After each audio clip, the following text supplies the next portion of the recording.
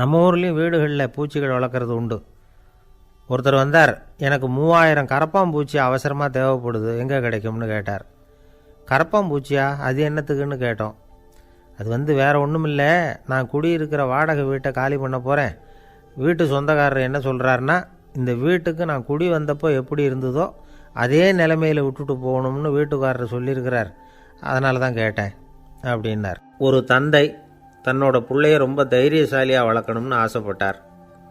அதுக்காக அவனை கூப்பிட்டு உட்கார வச்சு இப்படி உபதேசம் பண்ணார். இதை பாருப்பா, நான் உன்னாட்டம் இருக்கிறப்போலாம் எதுக்கும் பயப்பட மாட்டேன், ரொம்ப துணிச்சலாக இருப்பேன்.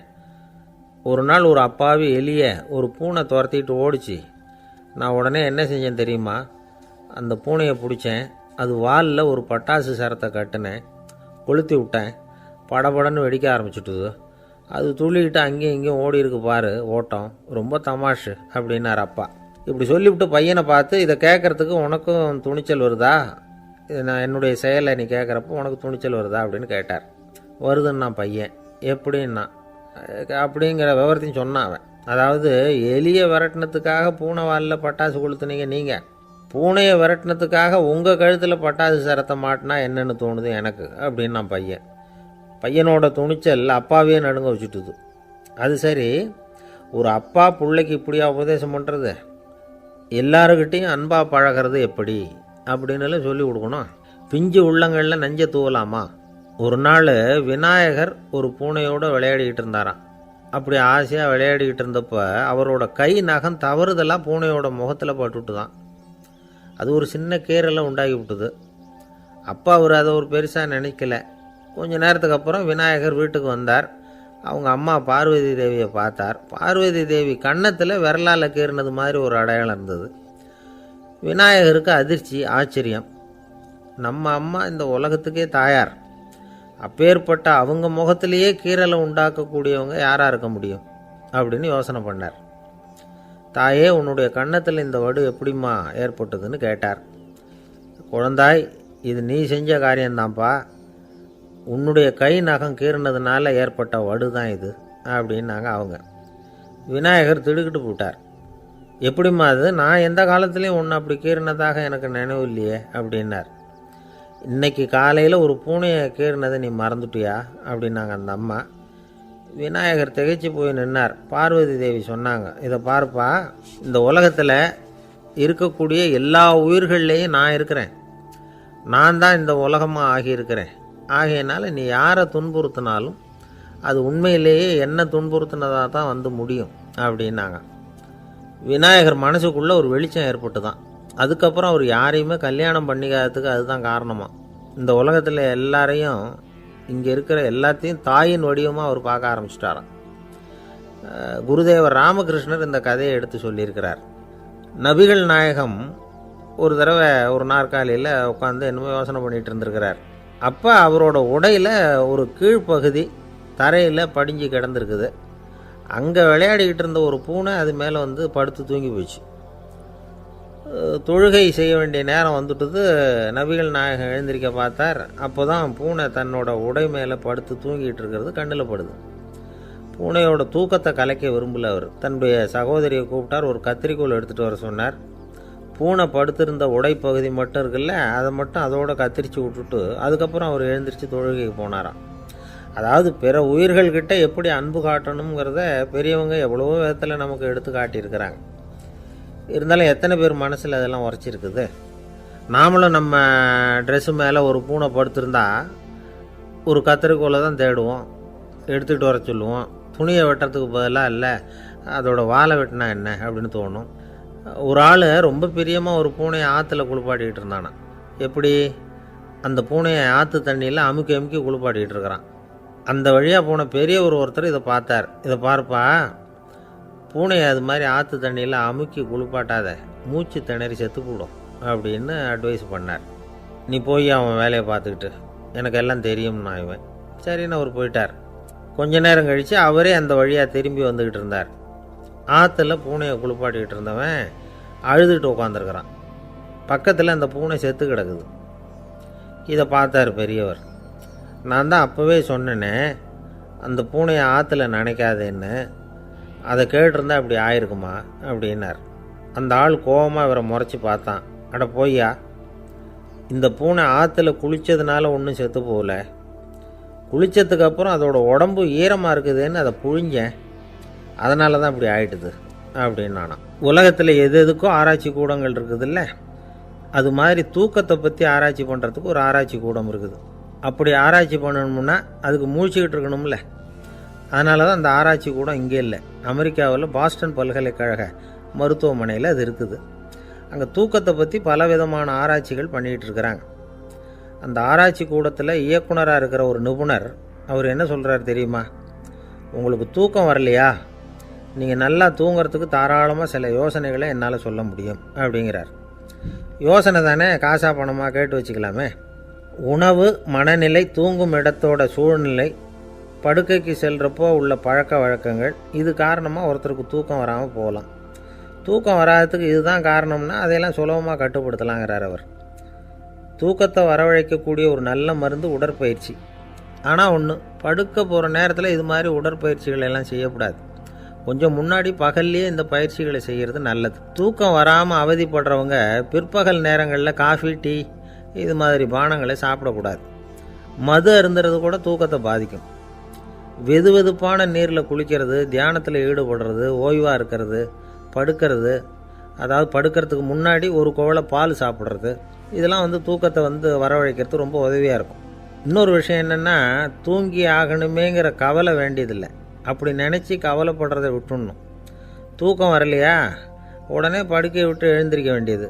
வெளியில் வாங்க, வேறு ஏதாவது வேலையில் ஈடுபடுங்க, கொஞ்சம் நேரம் உலாவுங்க, அல்லது ஏதாவது ஒரு புஸ்தகத்தை எடுத்து படிங்க. களைப்பு ஏற்பட்டால் மறுபடியும் படுக்கைக்கு போங்க, தூக்கம் தானாக வந்துடும். ஒரு விஷயத்தை மட்டும் நல்லா ஞாபகத்தில் வச்சுக்கணும். படுக்கைக்கு போகிறப்போ உங்கள் மற்ற எல்லா பிரச்சனைகளையும் மறந்துடணும். அது எப்படி சார் முடியும், அந்த நேரம் தானே எல்லா பிரச்சனையும் வரிசையாக ஞாபகத்துக்கு வருது அப்படின்னு நாம் நினைக்கலாம். ஆனால் பழக்கத்தில் அதை நாம் மாற்றிக்க முடியும். கொஞ்சம் முயற்சி பண்ணணும், அவ்வளோதான். இது எல்லாமே ஆராய்ச்சி பண்ணி பார்த்துட்டு அந்த நிபுணர் சொல்கிற கருத்து தான். இன்னொரு விஷயமும் அவர் சொல்கிறார். அது என்னென்னா, உடல் கோளாறு காரணமாக தூக்கம் வராமல் அவதிப்படுறவங்களுக்கெல்லாம் இந்த யோசனைகள் சரியாக வராது அப்படிங்கிறார். அதுக்கெல்லாம் மருத்துவ சிகிச்சை கொடுத்து தான் சரி பண்ணணும். சில பேருக்கு நடு ராத்திரியில் மூச்சு திணறல் ஏற்பட்டு தூக்கம் வராமல் போயிடும்.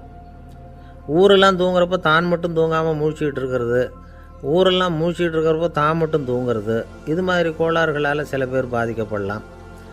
காலு தசை முறுக்கிக்கிறதுனால சில பேருக்கு அடிக்கடி விழிப்பு வரலாம். மன அழற்சி காரணமாக சில பேருக்கு தூக்கம் வராது. இது மாதிரி கோளாறுகளுக்கெல்லாம் அதுக்கு தகுந்த மாதிரி சிகிச்சை கொடுத்து தான் சரி பண்ண வேண்டியிருக்கும். எந்த கோளாறும் இல்லாமல் தூக்கம் வரலைன்னா ஆரம்பத்தில் சொன்ன முறைகளை கடைப்பிடிச்சு பார்க்கலாம். தூக்கம் வந்ததுன்னா யோசனை சொன்ன அந்த நிபுணருக்கு நன்றி சொல்லலாம். ஒருத்தர், ஏன் சார் பஸ்ஸில் தூங்குறது கெட்ட பழக்கமானு கேட்டார். இல்லையே, நான் கூட பஸ்ஸில் போகிறப்ப தூங்கிட்டு தானே போவேன் அப்படின்னார் இன்னொருத்தர். அப்புறம் ஏன் என்ன டிரைவர் வேலை வேணாம்னு வீட்டுக்கு அனுப்பி வச்சுட்டாங்க அப்படின்னாராம் அவர். ஒருத்தரை பார்த்து உன்னுடைய நண்பர்கள் யார் அப்படின்னு ஒரு கேள்வி கேட்டு பாருங்கள். கொஞ்சம் யோசித்து பதில் சொல்லுவாங்க. அவங்கக்கிட்டேயே உன்னுடைய எதிரிகள் யார் அப்படின்னு கேளுங்க, கடகடன்னு ஒப்பிச்சிருவாங்க. நம்ம மனசு இருக்க, அது எப்படின்னா, நம்ம நண்பர்களை விட எதிரிகளை அது நல்லா ஞாபகத்தில் வச்சுக்கும். இது ஒரு ஆச்சரியமான உண்மை. உங்களால் நண்பர்களை மறந்துட முடியும், ஆனால் எதிரிகளை மறந்துட முடியாது. இது ஒரு வேடிக்கையான நிலைமை தான். அழகான தருணங்களை நாம் ஏன் மறந்துடுறோம்? இது இயற்கை. ஏன்னா நம்ம மனசு மலர்களை கவனிக்கிறதில்ல, அதில் இருக்கிற முள்ளை தான் கவனிக்குது. தன்னை காயப்படுத்துகிற எதையும் அது உடனே கண்டுகொள்ளுது. ஒரு தெளிந்த சிந்தனை உடைய மனசு மிக அழகாக உள்ள எல்லாத்தையும் கவனிக்கும். அது நன்றியுடன் உணரக்கூடிய எல்லாத்தையும் பார்த்து குறிச்சிக்கும். இப்படிப்பட்டவங்க வாழ்க்கை இயல்பாகவே நல்லா அமையும். அது ரொம்ப அபூர்வம். மனசில் உள்ள ஒரு சிறிய அமைப்பை மாற்றுவதை பொறுத்து தான் இந்த விஷயம் அப்படிங்கிறார் ஓஷோ. ஒரு யூத கோவில் இருந்து தான், அது யூதர்களின் மடமாகவும் இருந்தது. அங்கே ஒரு தலைமை குரு, அவர் ரொம்ப கண்டிப்பானவர். அந்த கோவிலை ஒட்டி ஒரு தோட்டம். ஒரு நாள் காலையில் அந்த தோட்டத்தில் 2 இளம் யூதர்கள் நடந்து போய்கிட்டு இருக்கிறாங்க. காலையில் 1 மணி நேரம், மாலையில் 1 மணி நேரம் அவங்க அந்த தோட்டத்தில் நடக்கிறதுக்கு அனுமதி உண்டு. மற்ற நேரங்களில் அவங்க மத புத்தகங்களை படிக்கணும், பிற விதிமுறைகளை கடைபிடிக்கணும். அந்த 2 பேருமே தொடர்ந்து புகைப்பிடிக்கிற பழக்கம் உள்ளவங்க. ஆனால் கோவில் மடத்தில் இருக்கிறப்போ அவங்க புகைப்பிடிக்க முடியாது, அது கடுமையான குற்றம். சரி, நாம் தோட்டத்தில் இருக்கிறப்போவாவது புகைப்பிடிக்கலாமா அப்படின்னு ஒரு ஆசை அவங்க 2 பேருக்குமே. இருந்தாலும் பயம். இப்படி கேட்டால் மதகுரு என்ன சொல்லுவாரோ அல்லது என்ன செய்வாரோங்கிற பயம். இப்படியே கொஞ்ச நாள் ஆச்சு. ஒரு நாள் அந்த 2 பேரில் ஒருத்தன் ரொம்ப கலங்கி போய் அந்த கோவிலிருந்து வெளியில் வந்துக்கிட்டு இருந்தான். வந்தவன் நேராக தோட்டத்து பக்கம் போனான். அங்கே இன்னொருத்தன் ஆனந்தமாக புகை பிடிச்சிக்கிட்டு இருக்கிறான். அதை பார்த்து தான் இவனுக்கு அதிர்ச்சி. அட கடவுளே, என்ன இது, நீ கேட்காமலே ஆரம்பிச்சிட்டியா அப்படின்னா. இல்லை இல்லை, நான் கேட்டுவிட்டு தான் ஆரம்பிச்சிருக்கேன்னா அவன். அப்படியா, என்ன மனுஷன் இவர், நானும் தான் கேட்டேன், என்னை கண்ணாமுன்னான்னு திட்டிவிட்டார். இது என்ன கோவிலா இல்லை நரகமா? உனக்கு புகை பிடிக்கணும்னு ஆசையாக இருந்தால் நரகத்துக்கு போகணும்னு சொல்லிவிட்டார். அது சரி, உன்னை மட்டும் எப்படி அனுமதிச்சார் அப்படின்னு கேட்டான் இவன். அவன் சிரிச்சுக்கிட்டே, நீ எப்படி கேட்ட சொல்லு அப்படின்னா. நாம் இந்த தோட்டத்துக்கு வர அனுமதிக்கப்பட்டிருக்கிறதே ஜபத்துக்காகத்தானே, அதனால் நான் ஜபம் சொல்லும் பொழுது புகை பிடிக்கலாமா அப்படின்னு கேட்டேன். அதுக்கு தான் அவர் சத்தம் போட்டு என்னை அடிக்கவே வந்துட்டார் அப்படின்னா இவன். நீ ஒரு மாதிரியாக கேட்டிருக்க, நான் வேறு மாதிரியாக கேட்டிருக்கிறேன். ஜெபம் சொல்லும்போது புகை பிடிக்கலாமான்னு நீ கேட்டிருக்க. ஐயா, புகை பிடிக்கும் பொழுது ஜபிக்கலாமா அப்படின்னு நான் கேட்டேன். அதில் தப்பு ஒன்றும் இல்லை அப்படின்னு பதில் சொல்லிட்டார் அப்படின்னா. ஒரு சிறிய மாற்றம்தான் அது மிகப்பெரிய மாறுதலை ஏற்படுத்தி விட்டது. மனசு நல்ல விதமாக சிந்திக்க ஆரம்பிச்சுட்டுதுன்னா மகிழ்ச்சிக்கு பஞ்சம் இல்லை. ஒரு கஞ்சன் ஆற்றுல விழுந்துட்டான். வெள்ளத்தில் தத்தளிச்சிக்கிட்டு இருக்கிறான். கரையில் நின்ன ஒருத்தர், உன் கையை கொண்டா இப்படி பிடிச்சி இழுத்து கரையில் சேர்த்து விடுறேன்னார். எதையும் கொடுத்து பழக்கம் இல்லாத அவன் கையையும் கொடுக்க மாட்டேன்னுட்டான். இவர் பார்த்தார். உன் கையை கொடுன்னு சொல்கிறதுக்கு பதிலாக நான் என் கையை கொடுக்குறேன் பிடிச்சிக்கோ அப்படின்னார். அவன் கப்புன்னு பிடிச்சிக்கிட்டான், இழுத்து கரையில் போட்டார். ஒரு காலத்தில் பிரஷ்யா அப்படின்னு ஒரு தேசம் இருந்தது. இப்போ ஜெர்மனி இருக்குல்ல, இதோட பெரும்பகுதி ஒரு காலத்தில் பிரஷ்யாங்கிற பேரில் இருந்தது. அப்போ அதுக்கு அரசராக இருந்தவர் மகா ஃப்ரெடரிக், அதாவது ஃப்ரெடரிக் தி கிரேட் அப்படின்னு சொல்லுவாங்க. அந்த ராஜாவுக்கு ஒரு சந்தேகம். நாம் பல வகையான வரிகளை விதித்து வசூல் பண்ணுறோம், அப்படி பண்ணி வருமானம் குறைஞ்சிக்கிட்டே போகுதே, இதுக்கு என்ன காரணமாக இருக்கும்? இதுதான் அவருக்கு ஏற்பட்ட சந்தேகம். ஒரு சமயம் அந்த அரசர் தம்முடைய அமைச்சர்களையும் பிரபுக்களையும் தளபதிகளையும் கூப்பிட்டு ஒரு விருந்து வச்சார். விருந்து முடிஞ்சதும் அவங்கள பார்த்து இந்த சந்தேகத்தை கேட்டார். வரிகள் அதிகமாக விதித்து வருமானம் குறையறதுக்கு என்ன காரணம் அப்படின்னு கேட்டார். பல பேருக்கு இதுக்கு சரியாக பதில் சொல்ல தெரியல. அனுபவசாலியான ஒரு தளபதி எழுந்திருச்சார். அரசே, அது எப்படிங்கிறத இப்போ உங்களுக்கு காட்டுறேன்னார். உடனே ஒரு பெரிய பனிக்கட்டி ஒன்றை தன்னுடைய கையில் எடுத்தார். அதை அப்படியும் எப்படியும் திருப்பி பார்த்தார். அப்புறம் அடுத்தவர்கிட்ட கொடுத்தார்.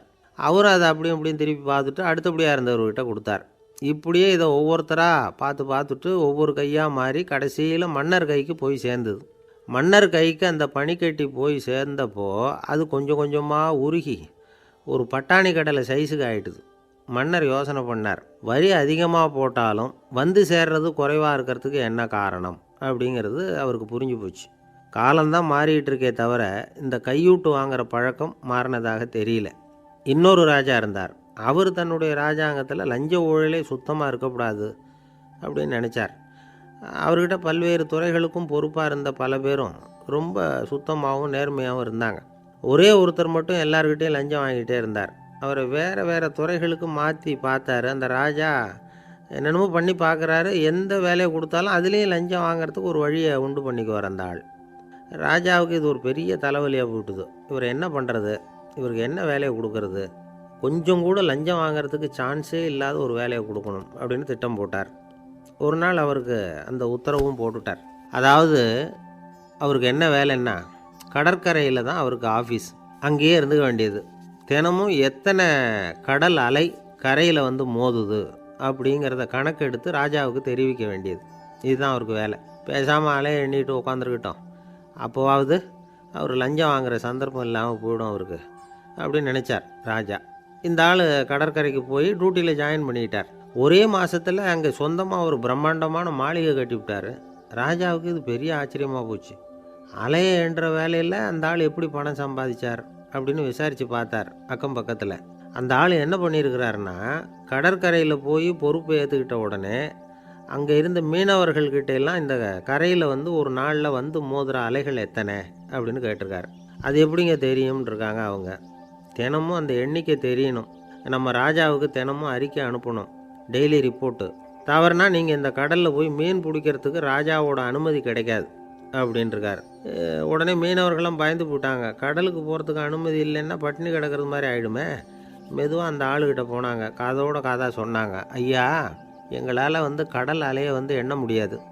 தினமும் எங்களால் முடிஞ்சதை உங்களுக்கு பணமாக கொடுத்துட்றோம். நீங்கள் தான் ராஜா கிட்ட சிபாரிசு பண்ணி நாங்கள் தொடர்ந்து மீன் பிடிக்கிறதுக்கு அனுமதி வாங்கி கொடுக்கணும் அப்படின்னு வேண்டிக்கிட்டாங்க. பணம் தினமும் வந்து சேர ஆரம்பிச்சுட்டுது. பதவியில் மற்ற பதவியோட இந்த பதவி எவ்வளவோ மேல் அப்படின்னு நினச்சிட்டான் அந்த ஆள். அது மட்டும் இல்லை, தயவு பண்ணி என்னை இந்த இடத்த விட்டு மாற்றி விடாதீங்க சார் அப்படின்னு வேற கேட்க ஆரம்பிச்சிட்டானா. எனக்கு இது மட்டும்தான் சார் தெரியும், இதை தவிர வேறு எதுவும் தெரியாது அப்படின்னு சொல்லிக்கிட்டே காலம் தள்ளுறவங்க ரொம்ப பேர். அவங்களெல்லாம் கஷ்டப்பட வேண்டியிருக்கும். ஒருத்தர் தன்னுடைய தொழிலில் ரொம்ப கெட்டிக்காரராக இருக்கலாம். அதுக்காக எப்பவும் அதே ஞாபகத்தில் இருந்துக்கிட்டு உலகியல் அறிவு இல்லாமல் இருந்துடக்கூடாது, அது ஆபத்து. இதுக்காக நம்ம தாத்தா பாட்டிலாம் ஒரு கதை சொல்லுவாங்களே, கேள்விப்பட்டிருக்கீங்களா? ஒரு சமயம் ஒரு 4 பேர் சேர்ந்து வெளியூருக்கு பிரயாணம் போனாங்களாம். அந்த 4 பேர் எப்படி தெரியுமா? ஒருத்தர் வந்து வேதாந்தி, இன்னொருத்தர் சங்கீத வித்வான், 3வது ஆள் வைத்தியர், 4வது ஆள் ஜோசியர். இவங்க 4 பேரும் நண்பர்கள். அதனால் சேர்ந்து புறப்பட்டாங்க. வழியில் ஒரு ஊரில் தங்கினாங்க. இருட்டி போச்சு. அதனால் இன்றைக்கி ராத்திரி இங்கேயே தங்கி இருந்துட்டு நாளைக்கு புறப்படலாம் அப்படின்னு தீர்மானம் பண்ணாங்க. சாப்பாட்டுக்கு என்ன பண்ணுறது? அங்கேயே கடத்தெருவுக்கு போய் சாமான்லாம் வாங்கியாந்து சமைச்சு சாப்பிட்லாம்னு முடிவு பண்ணாங்க. 4 பேர் இருக்கிறதுனால ஆளுக்கு ஒரு காரியமாக செய்யலாம் அப்படின்னு வேலையை பிரிச்சுக்கிட்டாங்க. வைத்தியர் வந்து கரிகாய் வாங்க போனார், வேதாந்தி வந்து எண்ணெய் வாங்க போனார், ஜோசியர் வந்து பலசரக்கு வாங்க போனார், சங்கீத வித்வானுக்கு சமைக்கிற வேலை. எல்லாம் சரி, ஆனால் நடந்தது என்ன தெரியுமா?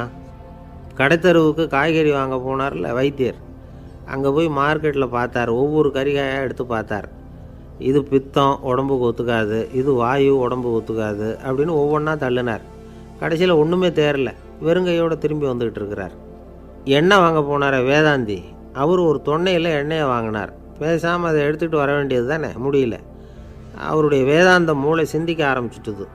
இந்த தொன்னைக்கு எண்ணெய் ஆதாரமா அல்லது எண்ணெய்க்கு தொன்னை ஆதாரமா அப்படிங்கிற ஆராய்ச்சியில் இறங்கினார். என்னாச்சு தெரியுமா? அப்படி கவுத்து பார்த்தார். வாங்கின எண்ணெய் பூராவையும் வழியில் கொட்டிவிட்டு வெறும் தொன்னையோடு வந்து சேர்ந்தார். பலசரக்கு வாங்க போனார் ஜோசியர், அவர் ஒரு வழியில் பார்த்தாரு. வழியில் வந்தவங்களெல்லாம் அங்கங்கே ஒரு மரத்தடியில் உட்கார வச்சு அவங்களுக்கெல்லாம் ஆர்வம் சொல்ல ஆரம்பிச்சிட்டார். அப்படி ஒவ்வொருத்தராக சொல்லி முடிச்சுட்டு கடத்தருக்கு போய் சேர்ந்தார். இவர் அங்கே போய் சேர்றதுக்குள்ளே ரொம்ப நேரம் ஆகிட்டுது. கடையெல்லாம் பூட்டிவிட்டு போயிட்டாங்க. என்ன செய்கிறது? அவரும் வெறுங்கையோடு திரும்பி வந்து சேர்ந்தார்.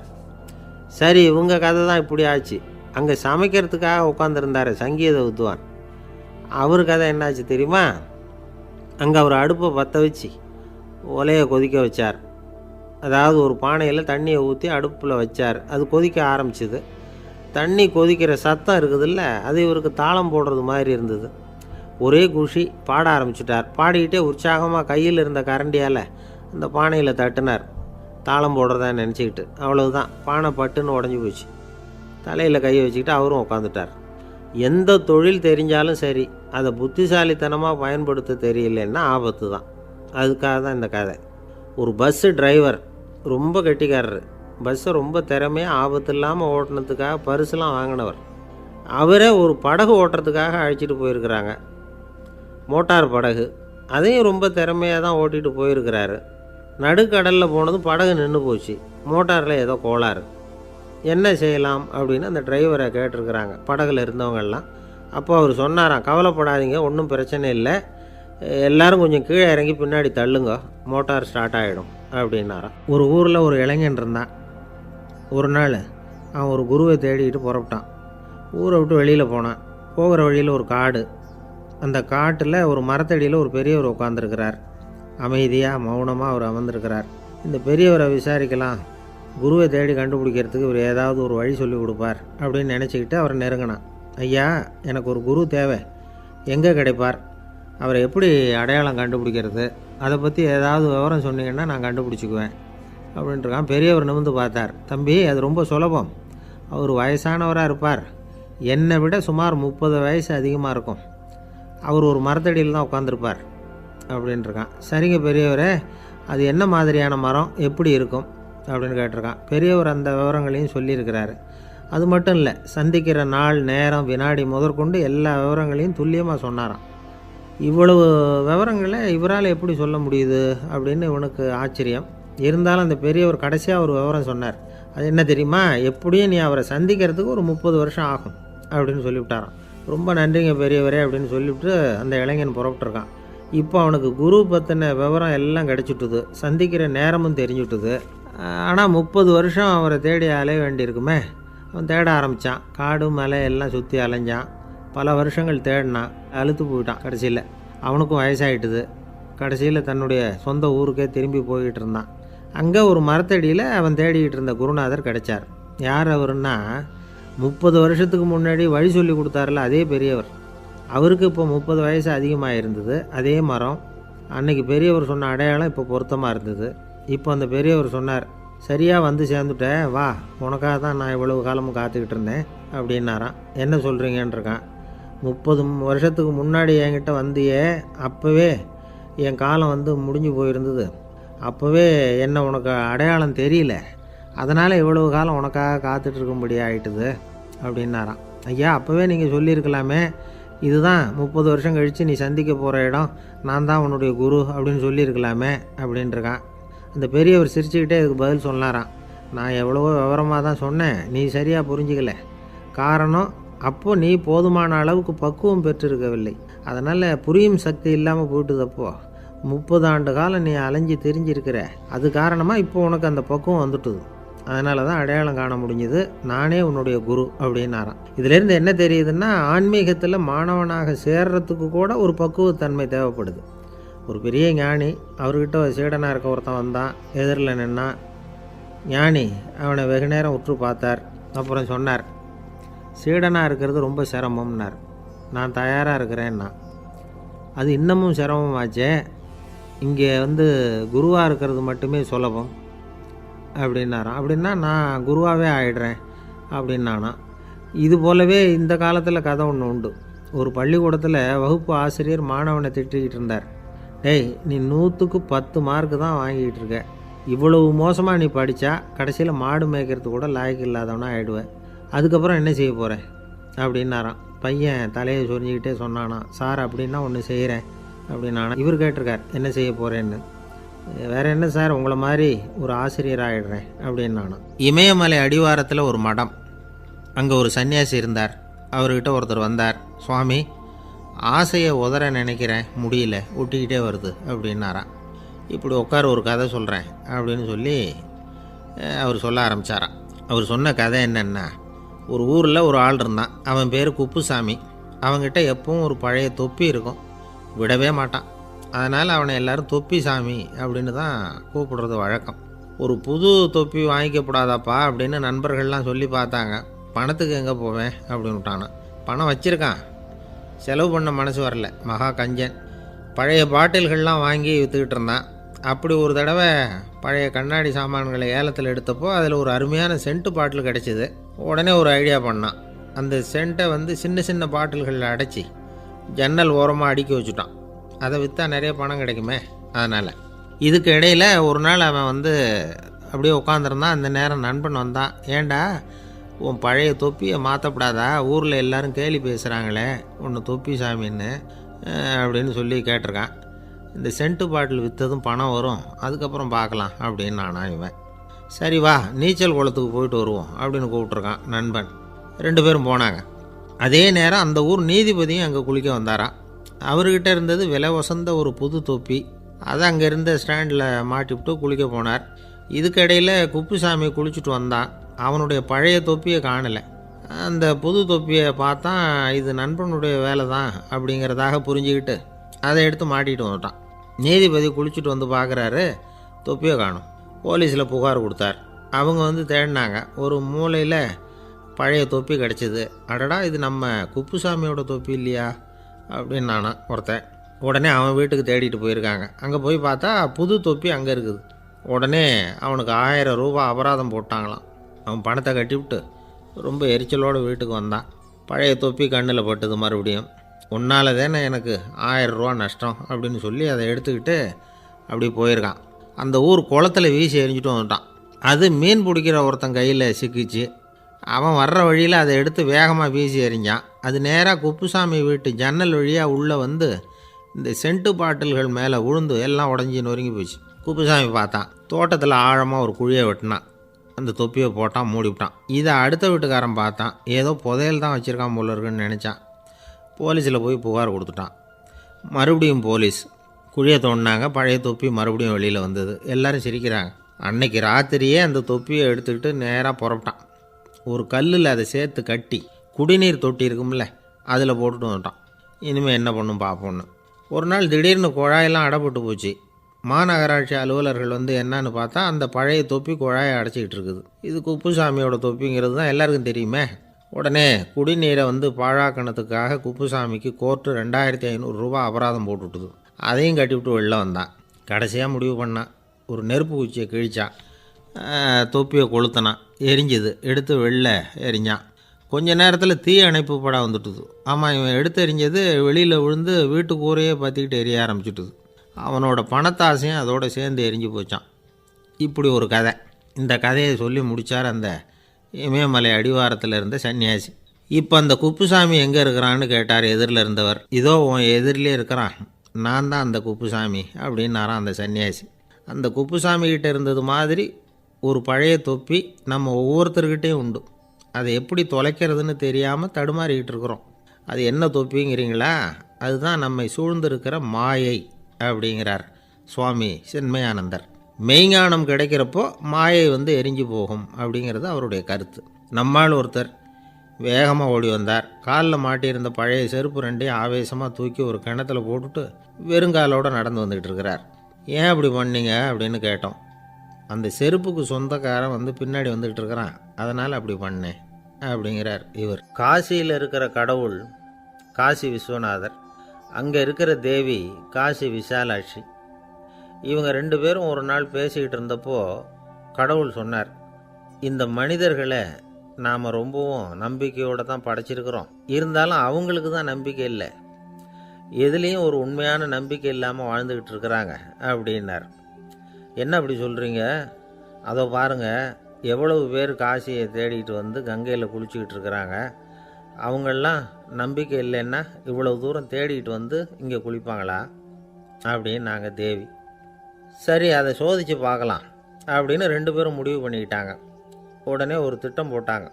அது எப்படின்னா, நாம் 2 பேருமே பக்தர்கள் மாதிரி உருவத்தை மாற்றிக்கிட்டு கங்கை கரைக்கு போக வேண்டியது.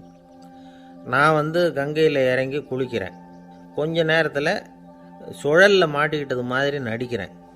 நீ உடனே கரையிலிருந்து சத்தம் போடும், என்னோடய வீட்டுக்காரரை யாராவது காப்பாற்றுங்களேன்னு சத்தம் போடும்.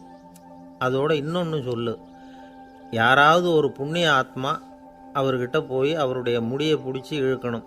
அப்படி ஒரு சாபம் இருக்குது எங்களுக்கு. புண்ணிய ஆத்மா, அதாவது எந்த பாவமும் செய்யாத இல்லாத ஒருத்தர் தான் அவரை காப்பாற்ற முடியும். அப்படிப்பட்டவங்க யாராவது வெள்ளத்தில் குதித்து என்னுடைய கணவரை காப்பாற்றுங்கோ அப்படின்னு நீ சத்தம் போடு, கூச்சல் போடு, என்ன நடக்குதுன்னு பார்க்கலாம் அப்படின்னார் கடவுள். சரின்னு சொல்லி 2 பேருமா சாதாரண பக்தர்கள் மாதிரி கங்கை கரைக்கு வந்து சேர்ந்தாங்க. அவர் இறங்கி குளித்தார். திட்டம் போட்டது மாதிரியே சுழலில் மாட்டிக்கிட்டது மாதிரி கத்துனார். கரையில் இருந்த அந்த அம்மா, ஐயோ என் கணவரை காப்பாற்றுங்களேன், யாராவது காப்பாற்றுங்களேன்னு கத்துனாங்க. பல பேர் ஓடி வந்தாங்க. உடனே இவங்க, பாவம் இல்லாத புண்ணிய ஆத்மா ஒருத்தரால் தான் என்னுடைய கணவர் காப்பாற்றப்படணுங்கிறது விதி, அப்படி ஒரு சாபம் இருக்குது, அதனால் புண்ணிய ஆத்மா யாராவது அவர்கிட்ட போய் அவர் முடியை பிடிச்சி தூக்குனா அவரை காப்பாற்றி போடலாம் அப்படின்னாங்க. இவங்க இப்படி சொன்னதும் எல்லோரும் திகைச்சு போய் நின்றுட்டாங்க. ஒவ்வொருத்தருக்கும் அவங்க செஞ்ச பாவம்லாம் ஒவ்வொன்றா ஞாபகத்துக்கு வர ஆரம்பிச்சுட்டுது.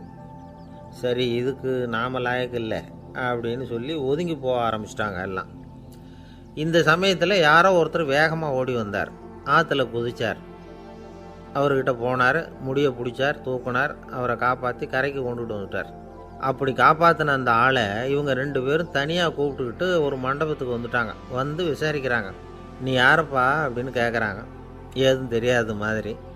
நான் இந்த ஊர் அன்ன சத்திரத்தில் வேலை செய்கிற ஒரு சமையல்காரன் அப்படிங்கிறார். நீ வந்து கங்கையில் குளிக்கிறது உண்டான்னு கேட்டிருக்காங்க. நான் இந்த ஊர்லேயே தான் இருக்கிறேன், இருந்தாலும் தினமும் கங்கையில் குளிக்கிறதில்ல, எப்போவாவது ஒரு நாள் அங்கே குளிப்பேன் அப்படின்னார். கங்கையில் மூழ்கி எழுந்திரிச்சா பாவம்லாம் தொலையும்னு சொல்கிறாங்க. அப்படி இருக்கிறப்போ அங்கே இன்றைக்கி கங்கையில் குளிச்சுக்கிட்டு இருக்கிறவங்கெல்லாம் தங்களை வந்து புண்ணிய ஆத்மாவா நினைக்கல. கங்கையில் குளிக்காத நீ உன்னை வந்து புண்ணிய ஆத்மாவா நினச்சி என்னை காப்பாற்ற வந்திருக்கிற, அது எப்படி அப்படின்னு கேட்டார். அதுக்கு அந்த ஆள் சொல்கிறான், கங்கையில் குதித்ததுக்கு அப்புறம் தானே உங்களை காப்பாற்ற போகிறோம். அப்படி குதிக்கும் பொழுது என்னுடைய பாவம்லாம் போயிருக்கும்ல, நான் புண்ணிய ஆத்மாவாக ஆயிருப்பேனே, அதனால தான் துணிஞ்சு வந்து உங்களை காப்பாற்றினேன் அப்படின்னா. கடவுளும் தேவியும் அவனுக்கு வந்து காட்சி கொடுத்தாங்களாம். இப்படி ஒரு கதை உண்டு. அதாவது கங்கையில் குளிச்சுக்கிட்டு இருக்கிறவங்களுக்கே தங்களுடைய பாவம் போகுங்கிற நம்பிக்கை பரிபூர்ணமாக இல்லை. குளிக்காத ஒருத்தனுக்கு அந்த நம்பிக்கை இருந்தது. அதனால் அவனால் கடவுளை பார்க்க முடிஞ்சது. கடவுளை வந்து நாமளும் பார்க்க முடியுமா முடியாதா அப்படிங்கிற குழப்பம்லாம் நமக்கு வேண்டியதில்லை. நம்பிக்கையோடு வாழணுங்கிற உண்மையை மட்டும் இந்த கதையிலேருந்து புரிஞ்சுக்கிட்டால் போதும். ஏன்னா இந்த கதையை கேட்டுட்டு ஒரு நண்பன் குதர்க்கமாக ஒரு கேள்வி கேட்டான். ஏன் சார், கங்கையில் குளித்தா பாவம் போடும்னு சொல்கிறீங்களே, நான் எனக்கு வேண்டாத ஒருத்தனை அழைச்சிட்டு போய் கங்கையிலேயே தள்ளி விட்டுட்டு அதுக்கப்புறம் அங்கேயே முழுக்க போட்டுட்டு நான் செஞ்ச பாவத்தை வந்து அதுலேயே கழுவி விட்டுட்டு மறுபடியும் உங்ககிட்ட வந்துடுறேன்னு வச்சுக்கோங்க, நீங்கள் என்னை வந்து புண்ணிய ஆத்மான்னு ஏற்றுக்குவீங்களா அப்படிங்கிறான். ஆள் கொஞ்சம் ஆசைந்தான், நம்மளே அங்கே அழைச்சிட்டு போனாலும் போயிடுவான். வாழ்க்கையில் சில சந்தர்ப்பங்களில் நாம் வந்து சில அவமானங்களை சந்தித்தே தீர வேண்டியிருக்கு. என்ன பண்ணுறது, காலம் அப்படி. அவமானப்படுறவங்க உடனே அடங்கி போயிடுறது தான் உலக வழக்கம். அவமானப்பட்டால் உடனே சீறி எழறவங்களும் உண்டு. ஆனால் அதையே ஒரு சவாலாக எடுத்துக்கிட்டு முன்னுக்கு வர்றவங்களும் சில பேர் இருக்கிறாங்க. அவங்க ரொம்ப அபூர்வம். இன்றைக்கி மனோதத்துவ நிபுணர்கள்லாம் என்ன சொல்கிறாங்க தெரியுமா? அவமானப்பட்டுட்டா உடனே அடங்கி போயிடக்கூடாதான், அதையே ஒரு சவாலாக எடுத்துக்கிட்டு மனசில் ஒரு வைராக்கியத்தோடு முயற்சி பண்ணினா வாழ்க்கையில் எல்லாரும் முன்னேறலாமா. அவமானங்கிறத நாம் வந்து வைராக்கியமாக மாற்றிக்கணும், அதுதான் வெற்றிக்கு வழி. ராமர் வந்து இந்த பூமியில் பிறந்ததே ஒரு வைராக்கியத்தினால தான் சார் அப்படின்னார் ஒருத்தர். எப்படிங்க அது அப்படின்னு கேட்டேன். அவர் சொன்னார், தசரதருக்கு ராமர் வந்து குழந்தையாக வந்து பிறக்கணும், அப்போ தான் இங்கே இருக்கிற கஷ்டங்கள்லாம் நீங்கும் அப்படின்னு சர்வ லோகமும் எதிர்பார்த்துக்கிட்டு இருக்குது. ஆனால் அவர் எப்போ வந்து பிறப்பார் அப்படின்னு யாருக்கும் தெரியல. அந்த காரியம் சீக்கிரம் நடக்கணுமே, அதுக்கு என்ன பண்ணுறது? நாரதர் வந்தார் ஒரு நாள் தசரதரை தேடி. தசரதா, உனக்கு ஒரு செய்தி தெரியுமான்னு ஆரம்பித்தார். அவர் எப்பவும் இப்படித்தானே ஆரம்பிக்கிறது வழக்கம். என்ன விஷயம்னு கேட்டார் தசரதர். தசரதா, நீ அடிக்கடி உன்னோட தேரில் ஏறிக்கிட்டு தேவலோகத்துக்கு போகிற, அங்கே போகிற வர்ற எல்லாம் பண்ணிகிட்ருக்க, எல்லாம் சரி. தேவலோகத்துலேயும் உன்னை நல்லபடியாக தான் வரவேற்கிறாங்க. தேவேந்திரன் உன்னை பிரியமாக அழைச்சிட்டு போய் தன்னுடைய அரியாசனத்திலேயே தனக்கு பக்கத்திலேயே உட்கார வைக்கிறான். நீயும் சந்தோஷமாக உட்காந்து பேசிவிட்டு வந்துடுற. ஆனால் நீ இங்கே வந்ததுக்கு அப்புறம் அங்கே என்ன நடக்குது தெரியுமா உனக்கு அப்படின்னாரான் நாரதர். என்ன நடக்குது எனக்கு ஒன்றும் தெரியலையே அப்படின்னாரான் தசரதர். நாரதர்கிட்ட வந்து கிட்டத்தில் வந்து கேட்டிருக்கார், கொஞ்சம் சொல்லுங்கள் என்னது அப்படின்னு. அவர் நெருங்கி வந்தாரான் நாரதரும். மெதுவாக அவர் காதோட காதாக சொன்னாராம். அதாவது நம்ம பாஷையில் சொல்லப்போனால் பற்ற வைக்கிறார். நீ அங்கே தேவேந்திரங்கிட்ட உட்காந்து பேசிவிட்டு வந்த பிறகு நீ அங்கே உட்காந்துருந்த அரியாசனத்தை தண்ணி ஊற்றி கழுவி சுத்தப்படுத்துகிறாங்க. நீ என்ன அந்த அளவுக்கு சுத்தம் இல்லாத ஆளா, தினம் குளிக்காமையாக இருக்கிற அப்படின்னாராம். தசரதருக்கு இது ரொம்ப அவமானமாக போய்ட்டுது. அப்படியே செய்கிறாங்க அப்படின்னாராம். ஆமாம், நீ வேணும்னா நான் சொல்கிறது உண்மையா இல்லையா அப்படின்னு சோதனை பண்ணி பார்த்துக்கோ அப்படின்னாரான் நாரதர். உடனே தசரதர் இதுக்காகவே புறப்பட்டு தேவலோகம் போனார். அங்கே வழக்கம் போலவே இவரை கூப்பிட்டு உட்கார வச்சு பேசிக்கிட்டு இருந்தான் தேவேந்திரன். கொஞ்ச நேரம் பேசிக்கிட்டு இருந்துட்டு சரி நான் கிளம்புறேன்னு புறப்பட்டார். சரி, அவனும் வாசல் வரைக்கும் வந்து வழி அனுப்பி வச்சுட்டு உள்ளே போயிட்டான். தசரதர் வெளியில் கொஞ்சம் நேரம் மறைஞ்சி இருந்துட்டு மெதுவாக உள்ளே எட்டி பார்த்தார் என்ன நடக்குதுன்னு. நாரதர் சொன்னது உண்மைதான். தசரதர் உட்காந்துருந்த ஆசனத்தை அங்கே 2 தேவர்கள் கழுவி சுத்தப்படுத்திக்கிட்டு இருக்கிறாங்க. தசரதரால் இதை தாங்கிக்க முடியல. அவருக்கு ரொம்ப அவமானமாக போச்சு. நேராக கிடுகிடுன்னு தேவேந்திரங்கிட்டே போனார். நான் உட்காந்துருந்த இருக்கையே சுத்தம் பண்ணுறியே, நான் என்ன அந்த அளவுக்கு பாவியா அப்படின்னு கேட்டார். ரொம்ப கோபமாக கேட்டார். தசரதரே, மனுஷனுக்கு 3 கடன்கள் உண்டு. தேவ கடன், ரிஷி கடன், பித்ரு கடன். இதை தீர்க்காதவன் பாவியாகிறான். இதில் மகனை பெறுவதால் தான் பித்ரு கடன் தீரும். உனக்கு மகன் கிடையாது, அதனால் நீ பாவியாகிற. பாவி உட்கார்ந்துருந்த இடம்ங்கிறதுனால அதை சுத்தம் செய்ய வேண்டியது எங்கள் கடமை அப்படின்னு நானும் தேவேந்திரன். இந்த இடத்துல தசரதருக்கு ஏற்பட்ட அவமானம் ஒரு வைராக்கியமாக மாறிச்சு. தேவேந்திரனே கேட்டுக்கோ, ஒரு மகனை பெற்ற பிறகு தான் இந்த சபையில் மறுபடியும் அடி எடுத்து வைப்பேன் அப்படின்னு சொல்லிவிட்டு போயிட்டாராம். போய் புத்திர காமேஷ்டி யாகம் பண்ணார். புத்திரர்கள் பிறந்தார்கள். இந்த கதையில் உள்ள கருத்து என்னென்னா, தேவேந்திரன் தசரதரை அப்படி அவமானப்படுத்தலைன்னா அவருக்கு இப்படி ஒரு வைராக்கியம் பிறந்திருக்குமா? யோசித்து பார்க்கணும். நமக்கு ஏற்படுகிற சில அவமானங்களையும் வைராக்கியமாக மாற்றிக்குவோம். அப்படி மாற்றிக்கிட்டோம்னா வாழ்க்கையில் முன்னேறலாம். நம்ம ஆளுங்க சில பேர் அவமானத்தை வைராக்கியமாக மாற்றிக்கிறது எப்படி தெரியுமா? நம்மக்கிட்ட ஒரு பையன் சொன்னான், எங்கள் அப்பா என்னை எல்லாருக்கும் முன்னாடி வச்சு திட்டிவிட்டார், பொறுப்பு இல்லாமல் ஊர் சுற்றுறேன்னு சொல்லி அவமானப்படுத்தி விட்டார். இனிமேல் நீ என் முகத்திலேயே முழிக்காதரா போடான்னு வேறு சொல்லிவிட்டார். எனக்கு ரோஷம் வந்துட்டுது. அந்த அவமானத்தை வைராக்கியமாக மாற்றிக்கிட்டேன். அன்னையிலேருந்து அவர் முகத்திலேயே முழிக்கிறது இல்லை அப்படின்னா. அப்படியான்னு கேட்டோம். ஆமாங்க, அவர் வீட்டில் இல்லாத நேரமாக பார்த்து உள்ள சமையல் கட்டுக்கு போய் சாப்பிட்டுட்டு நைஸாக வெளியில் வந்துடுவேன் அப்படிங்கிறான் அவன். ஜவஹர்லால் நேரு பிரதமராக இருந்த சமயம் அவர் ஒரு தடவை சென்னைக்கு வந்திருக்கிறார். இங்கே சில முக்கிய நிகழ்ச்சிகளில் கலந்துக்கிறதுக்காக வந்திருந்தார். ஆளுநர் மாளிகையில் ஒரு நாள் ராத்திரி தங்கி மறுநாள் புதுடெல்லி புறப்படுறதாக ஏற்பாடு. நிகழ்ச்சியிலெல்லாம் முடிச்சுக்கிட்டு ஆளுநர் மாளிகையில் தங்கியிருக்கிறார். அன்றைக்கு இரவு படிக்கிறதுக்கு ஒரு முக்கியமான புத்தகம் அவருக்கு தேவைப்பட்டது. அந்த சமயத்தில் உலக அளவில் ஒரு முக்கியமான பொருளாதாரம் சம்பந்தமான ஒரு புத்தகம் வெளியாகி இருக்கிற விஷயம் அவருக்கு தெரியும். அந்த புத்தகம் மெட்ராஸுக்கு வந்திருக்குமா, அது இங்கே கிடைக்குமா அப்படின்னு விசாரிச்சிருக்கிறார் நேருஜி. அவர் இப்படி கேட்ட உடனே அங்கே இருந்தவங்கெல்லாம் ரொம்ப பரபரப்பாக செயல்பட ஆரம்பிச்சிட்டாங்க. முக்கியமான இடங்கள்ல எல்லாம் விசாரிச்சிருக்கிறாங்க அந்த புத்தகம் உங்கள்கிட்ட இருக்கான்னு. சென்னையில் உள்ள கன்னிமாரா நூல் நிலையத்துக்கு எப்படியும் அந்த புத்தகம் வந்திருக்கணும் அப்படின்னு ஒரு நம்பிக்கை. அங்கே விசாரித்தாங்க. அந்த புத்தகம் 2 நாளைக்கு முன்னாடி தான் அங்கே வந்திருக்குது அப்படிங்கிற விஷயம் தெரிஞ்சுது. உடனே எல்லோரும் அங்கே ஓடினாங்க. அவங்களுக்கு இன்னொரு சந்தேகம், புத்தகம் வந்திருக்கு சரி, அது இந்த சமயத்தில் வேறு யாரும் படிக்கிறதுக்கு எடுத்துகிட்டு போயிருக்கக்கூடாதே அப்படிங்கிற சந்தேகம் இருந்தாலும் மனசுக்குள்ளே ஒரு தைரியம். இப்படி ஒரு புத்தகம் வெளிவந்திருக்கிற விஷயமே நேருஜி சொல்லி தான் நமக்கே தெரியும். அதுவும் இல்லாமல் உலக பொருளாதாரம் சம்பந்தமான ஏதோ ஒரு புத்தகம் அது. அதை போய் இந்த நேரத்தில் அவ்வளவு ஆர்வமாக யார் எடுத்துகிட்டு போயிட போகிறாங்க அப்படிங்கிற தைரியம். இந்த தைரியத்தோடு அந்த நூல் நிலையத்துக்கு ஓடினாங்க. புத்தகத்தை தேடினா அது கிடைக்கல. யாரோ எடுத்துகிட்டு போயிருக்கிறாங்க. நேருவுக்கு மட்டுமே தெரிஞ்சிருந்த அந்த புத்தகம் பற்றின விஷயம் சென்னையில் வேற ஒருத்தருக்கும் தெரிஞ்சிருக்குது. உடனே எல்லாரும் பரபரப்பாக அதுக்குன்னு இருக்கிற ரிஜிஸ்டர் இருக்குல்ல, பதிவேடு, அதை புரட்டி பார்க்குறாங்க யார் எடுத்துகிட்டு போகிறாங்கன்னு தெரிஞ்சுக்கிறதுக்காக. எடுத்துகிட்டு போனவங்க அதில் கையெழுத்து போட்டிருப்பாங்கல்ல, அதை பார்த்து யாருன்னு தெரிஞ்சுக்கலாம் அப்படிங்கிறதுக்காக தான் அதை புரட்டுறாங்க. அதோ அந்த புத்தகத்தோட பேர் பக்கத்தில் அதை எடுத்துக்கிட்டு போனவங்க கையெழுத்து உத்து பார்க்குறாங்க எல்லாரும். அதில் போட்டிருக்குது பேர் CN அண்ணாதுரை அப்படின்னு எழுதியிருந்தது. அவர் தான் பேரறிஞர் அண்ணா. நேரு படிக்க விரும்பின ஒரு புத்தகத்தை அதே நேரம் படிக்க விரும்பின இன்னொரு தலைவர் இவர். படிக்கிறதுல அவருக்கு இருந்த ஆர்வத்தை நாம் தெரிஞ்சுக்கணும்னா அதுக்கு எவ்வளவோ சம்பவங்கள் இருக்குது. கடைசி காலத்தில் அவர் அடையாறு மருத்துவமனையில் படுத்திருக்கிறார். அவருக்கு ஒரு முக்கியமான அறுவை சிகிச்சை செய்ய வேண்டியிருக்குது அவசரமாக. அமெரிக்காவிலேருந்து டாக்டர் மில்லர் வந்திருக்கிறார். அவர்கிட்ட கேட்குறார், டாக்டர் நாளைக்கே அறுவை சிகிச்சை செய்ய போகிறீங்களா அப்படின்னு. ஆமாங்கிறார் டாக்டர் மில்லர். நாளைக்கு மறுநாள் செஞ்சுக்கிறேனே அப்படின்னாரான் அண்ணா. ஏன் ஏதாவது நாள் பார்க்குறீங்களான்னு கேட்டிருக்கார். இல்லை, ஒரு புத்தகத்தை படிச்சுக்கிட்டு இருக்கிறேன், அதை நாளைக்குள்ளே முடிச்சிருவேன், அதுக்கப்புறம் நான் இறந்தாலும் கவலை இல்லை அப்படின்னாரான் இவர். அவர் தான் அறிஞர் அண்ணா. சங்ககால நூல்கள்லேருந்து சமீபத்தில் வந்த நூல்கள் வரைக்கும் எல்லாம் அவர் படிச்சிருக்கிறார். ஒரு திருமண விழாவில் அவர் பேசும்பொழுது சொன்ன விஷயம் இது. சங்க காலத்தில் காதலியை மணக்க விரும்புகிறவனுக்கு அவனுடைய தந்தை வீர சோதனைகள்லாம் வைப்பார்.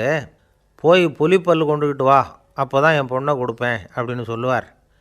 காதலன் உடனே காட்டுக்கு போவான், ஒரு புலியை கொன்று அதனுடைய பல்லை கொண்டுக்கிட்டு வருவான். அதை வீர பதக்கத்தில் பதித்து அவனுக்கு மாமனார் சூட்டுவார் கல்யாண சமயத்தில். இப்போலாம் காதலன் கிட்ட அப்படி சொல்ல முடியாது. இப்போலாம் காதலன்கிட்ட காட்டுக்கு போய் புலிப்பல் கொண்டுக்கிட்டு வான்னு யாராவது சொன்னால் புலி தான் மாப்பிள்ளையாக வந்து சேரும் அப்படின்னார். ஒரு கடைக்கு போனேன். 5 ரூபா பணத்தை எடுத்து கொடுத்தேன். ஒரு தினசரி பத்திரிகையை கேட்டேன். அவர் உடனே அங்கே அடுக்கி வச்சுருந்த பத்திரிகையில் ஒன்று எடுத்து என் கையில் கொடுத்தார். வாங்கிக்கிட்டேன். மீதி பணத்தை எடுத்தார். அதையும் என் கையில் கொடுக்கணும்ல, கொடுக்கல. எதிரில் இருந்த பலகையில் வச்சு எடுத்துக்க சொன்னார். எப்பவும் அவர் அப்படி தான் பண்ணுவார். நானும் எடுத்துக்கிட்டு வந்துடுவேன். இவர் ஏன் இப்படி பண்ணுறாருங்கிறது எனக்கு ரொம்ப நாளாக ஒரு சந்தேகம். ஒரு நாள் அவர்கிட்டயே இதை கேட்டுவிட்டேன். ஏங்க, நீங்கள் உங்கள் கடைக்கு வந்து பொருள்கள் வாங்குறவங்களுக்கு நீங்கள் பாக்கி சில்லறையை கொடுக்குறப்போ பலகையில் வச்சு விட்றீங்க, கையில் கொடுக்க மாட்டேங்கிறீங்களே, ஏன் அப்படின்னு கேட்டேன். காசை கையில் கொடுத்தா நம்மக்கிட்ட இருக்கிற லட்சுமி போயிடுவா சார் அப்படின்னார். அதாவது பணம் செலவாயிடும் அப்படின்னு அர்த்தமா. இன்னொரு நண்பர், அவர் ஒரு நாள் வழக்கத்துக்கு மாறாக ரொம்ப சோகமாக உட்காந்துருக்கிறார். ஏங்க என்னாச்சு, ஏன் இப்படி கப்பலே கவிழ்ந்தது மாதிரி உட்காந்துருக்குறீங்க அப்படின்னு கேட்டேன். கப்பலே கவிழ்ந்திருந்தா கூட நான் இப்படி கவலைப்பட மாட்டேன் சார், வேற ஒன்று நடந்து போச்சுன்னார். என்னன்னு கேட்டேன். என் உச்சந்தலையில் பல்லி ஒன்று விழுந்துட்டுதுன்னார். அதுக்காகவா இப்படி அப்படின்னு ஆச்சரியப்பட்டேன். ஆமாங்க, பல்லி உச்சந்தலையில் விழுந்தால் பலன் என்னன்னு பஞ்சாங்கத்தில் பார்த்தேன், மரணம்னு போட்டிருக்கு அப்படின்னு சொல்லிவிட்டு அவர் தொடர்ந்து கவலைப்பட ஆரம்பிச்சிட்டார். இப்படியும் ஒருத்தர், என் கூட வேலை பார்க்குற ஒருத்தர் எப்படி தெரியுமா, தினமும் வலது காலை வச்சு தான் ஆஃபீஸுக்கு உள்ளே நுழைவார். என்னைக்காவது தவறுதலாக இடது காலை வச்சு உள்ளே வந்துட்டார்னா அன்னைக்கு பூரா மனசு சங்கடப்படுவார். எந்த வேலையும் சரியாக ஓடாது. கேரம் போர்டு ஆடுற ஒருத்தர் எப்போ ஆட உட்காந்தாலும் ஸ்ட்ரைக்கரை கை தவறி கீழே விழுற மாதிரி பண்ணி அதுக்கப்புறம் அதை எடுத்துக்கிட்டு ஆட உட்காருவார். ஏன்னா எப்போது ஒரு தடவை நிஜமாகவே அது வந்து கை தவறி கீழே விழுந்திருக்குது. அன்னைக்கு பிரமாதமாக ஜெயிச்சுட்டார். உடனே ஒரு முடிவுக்கு வந்துட்டார், கை தவறுனா லாபம் அப்படின்னு. அதுக்கப்புறம் அதையே பழக்கமாக்கிக்கிட்டார். பூனை குறுக்க போனால் சகுனம் சரியில்லைன்னு நினைக்கிறவங்க உண்டு. ஆனால் ஒருத்தர் எப்படி தெரியுமா, அவர் வெளியில் கிளம்புற சமயம் பக்கத்து வீட்டு ரேடியோவில் மியாவ் மியாவ் பூனை குட்டின்னு பாட்டு சத்தம் கேட்டால் கூட போதும், சகுனம் சரியில்லைன்னு பிரயாணத்தை கேன்சல் பண்ணிவிடுவார். இப்போ இவ்வளவும் எதுக்கு சொல்கிறோம்னா, அளவுக்கு மீறின சகுன நம்பிக்கைகள் இருக்குது பாருங்கள், இதோட பயமும் சேர்ந்துக்கிட்டதுன்னு வச்சுக்கோங்க, இது ஒருத்தருடைய மனநிலையை பாதிச்சிடும். இது வந்து உளவியல் நிபுணர்கள் சொல்கிற கருத்து. வாழ்க்கையே தடுமாற வச்சிரும். பாதுகாப்பு இல்லாத உணர்வு, ஒரு விதமான டிப்ரெஷன் மனநிலை, இதெல்லாம் தான் இதுக்கு காரணமாக அமையலாம். சில பேர் காய்கறி நறுக்க கத்தியை கையில் எடுத்தால் கூட நேரம் சரியாக இருக்கா அப்படின்னு பார்த்துட்டு தான் வேலையை ஆரம்பிக்கிறது வழக்கம். அறிவு தான் மனசுக்கு வாத்தியாராக இருக்கணும். அப்போ தான் வாழ்க்கை வந்து நிம்மதியாக இருக்கும். அறிவு வந்து மனசு சொல்கிறபடியெல்லாம் கேட்க ஆரம்பிச்சுட்டுதுன்னா இடைஞ்சல் தான். ஒருத்தருக்கு 7ஆம் நம்பர் தான் ராசியான நம்பரான். 7ஆம் தேதி தான் எந்த காரியத்தையும் ஆரம்பிப்பாராம். 7 எழுத்து வர்றது மாதிரி பேரை மாற்றி வச்சுக்கிட்டார். 7 மணிக்கு தான் தினமும் எழுந்திருப்பார். 7ஆம் நம்பர் வீட்டில் தான் குடியிருக்கார். கல்யாணம் கூட 7ஆம் தேதி தான் பண்ணிக்கிட்டார். அவர் ஒரு நாள் குதிரை பந்தயத்துக்கு போனாராம். குதிரையோட பேரையெல்லாம் பார்த்தார். ஒரு குதிரையோட பேர் 7 எழுத்தில் அமைஞ்சிருந்தது. 7 தானே இவருக்கு அதிர்ஷ்ட நம்பர். அதனால் உடனே அது பேரில் பணத்தை கட்டினார். பந்தயம் நடந்தது. என்ன சார் ஆச்சுன்னு கேட்டாங்க. நான் பணம் கட்டின அந்த என்னோடய குதிரை 7ஆவதாக வந்து சேர்ந்தது சார் அப்படின்னாராம் சோகமாக. ஒரு விவசாயி விதைக்கிறதுக்காக வயல்வெளி பக்கம் போகிறார். விதைகளை அள்ளி வீசினார். அப்போ என்ன ஆச்சுன்னா, சில விதைகள் வந்து பாதை ஓரத்தில் விழுந்தது.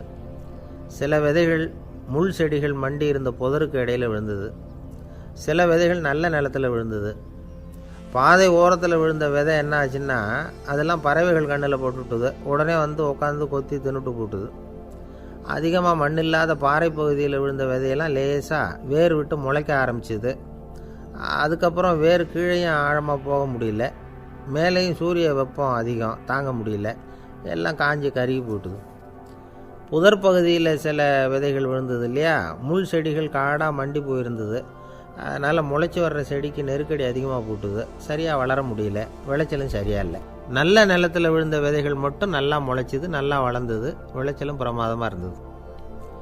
இந்த கதையை சொல்லிவிட்டு கேட்க செவியுள்ளோர் கேட்கட்டும் அப்படிங்கிறார் இயேசு பெருமான். ஆமாம், இயேசு கடலில் நின்ற படகு ஒன்றில் உட்காந்துருக்கிறார். கடற்கரையில் ஏராளமான மக்கள் உட்காந்துருக்கிறாங்க. அந்த சமயத்தில் தான் இயேசு வந்து ஓமைகள் மூலமாக மக்களுக்கு பல உண்மைகளை சொல்லிகிட்டு இருக்கிறார். மக்கள் அந்த கதையை கேட்டுட்டு ஒன்றும் புரியாமல் முழிக்கிறாங்க. அதை கவனித்த இயேசு அந்த ஓமையை விளக்க ஆரம்பித்தார். இதில் அந்த விதைக்கிறவர் தான் இறைவன். அவருடைய வார்த்தைகளை விதைக்கிறார். அந்த வார்த்தைகளை கேட்கிற மக்கள் அந்த விழுந்த விதைகள் மாதிரி 4 வகையானவர்கள். சில பேர் பாதை ஓரத்தில் விழுந்த விதைகள் மாதிரி. இறைவன் வார்த்தைகளை அவங்க கேட்குறாங்க, ஆனால் தீய எண்ணங்கள் செய்கைகள் மூலமாக விதைக்கப்பட்ட வார்த்தைகள் அழிஞ்சு போடுது. இறைவன் வார்த்தைகளை கேட்ட உடனே மகிழ்ந்து போய் உடனே சில பேர் அதை ஏற்றுக்கிறாங்க. இவங்கெல்லாம் அந்த பாறை பகுதியில் விழுந்த விதைகள் மாதிரி. அதனால் இவங்கெல்லாம் வேறு இல்லாதவங்க. கொஞ்ச காலத்துக்கு இறை வார்த்தைகளுக்கு கீழ்ப்படிந்து நடப்பாங்க. அதனால் ஏதாவது இடைஞ்சல் ஏற்பட்டால் உடனே தடுமாறுவாங்க. தங்கள்கிட்ட இருக்கிற நல்ல பண்புகளை விட்டுட்டு பாவ வழிகளுக்கு போயிடுவாங்க. முள் செடிகளுக்கு இடையில் விழுந்த விதைகள் மாதிரி உள்ளவங்க யாருன்னா, இவங்களுக்கு உலக கவலை உண்டு, செல்வத்தின் மீது மயக்கம் உடையவர்கள். உலக ஆசைகள் இவங்களுக்குள்ளே பூந்துடுறதுனால அங்கே இருக்கிற நல்ல பண்புகள் மறைஞ்சு போயிடுது. அதனால் அவங்களும் உபயோகம் இல்லாதவங்களாக ஆயிடுறாங்க. நல்ல மனிதர்கள் நல்ல நிலத்தில் விழுந்த விதைகளுக்கு ஒப்பானவர்கள். இவங்க இறை வார்த்தையை கேட்குறாங்க, அதை ஏற்றுக்கிறாங்க, அவங்களும் நல்லபடியாக வாழுறாங்க, அடுத்தவங்களுக்கும் உபயோகமாக இருப்பாங்க. இதுதான் இயேசு சொன்ன விளக்கம். நல்ல வார்த்தைகளை கேளுங்கள், நல்ல வார்த்தைகளை ஏற்றுக்கொள்ளுங்கள், அடுத்தவங்களுக்கு உபயோகமாக இருங்க. இதுதான் பெரியவங்கள்லாம் நமக்கு சொல்லுகிற உபதேசம். ஒரு அப்பா தன்னுடைய மகனுக்கு உபதேசம் பண்ணார். இதை பாருப்பா, நல்ல வார்த்தைகளை கேட்கணும், எப்போதுமே மகன் அப்பா பேச்சை கேட்குறது நல்லது அப்படின்னாராம். நீ ஏதாவது ஒரு தப்பு பண்ணால் என் தலையில் ஒரு முடி நரைச்சி வெள்ளையாக போடும்பா, நீ செய்கிற ஒவ்வொரு தப்புக்கும் என் தலையில் ஒவ்வொரு முடி வெள்ளையாயிடும் அப்படின்னாராம். பையன் யோசித்தான், அப்பா இப்போ தான் எனக்கு புரியுது, தாத்தாவோட தலைமுடி பூராவும் வெள்ளையாக இருக்கிறதுக்கு என்ன காரணம்ங்கிறது எனக்கு இப்போ தான் புரியுது அப்படின்னானா. ஒரு ஊரில் ஒரு ராஜா இருந்தார். அவர் ஒரு பூனை வளர்த்தார். ரொம்ப செல்லமாக அவர் அந்த பூனையை வளர்த்தார். அவர் என்ன பண்ணுவார் தெரியுமா? இரவு நேரத்தில் அந்த பூனையோட தலையில் ஒரு விளக்கை வச்சுருவார். அந்த பூனை ரொம்ப ஜாக்கிரதையாக அந்த விளக்கு கீழே விழுந்துடாமல் பார்த்துக்கும். தலையை ஆட்டாமல் ரொம்ப நிதானமாக ராஜா பின்னாடி நடந்து போய்கிட்டே இருக்கும். அந்த விளக்கு வெளிச்சத்தில் எல்லா வேலைகளையும் செஞ்சுருவார். கையில் ஒரு விளக்கை தனியாக எடுத்துகிட்டு போக வேண்டிய அவசியமே இல்லை. விளக்கை தூக்கிட்டு போகிற வேலையை அந்த பூனை பார்த்துக்கும். அதனால் ராஜாவுக்கு அந்த பூனை மேலே ரொம்ப பிரியம். மந்திரிகளையெல்லாம் கூப்பிட்டு அவங்கக்கிட்ட சொல்லுவார், பார்த்தீங்களா இந்த பூனை எவ்வளவு விசுவாசமாக நடக்குது, என் பேரில் எவ்வளவு மரியாதை பார்த்தீங்களா அதுக்கு அப்படிம்பார்.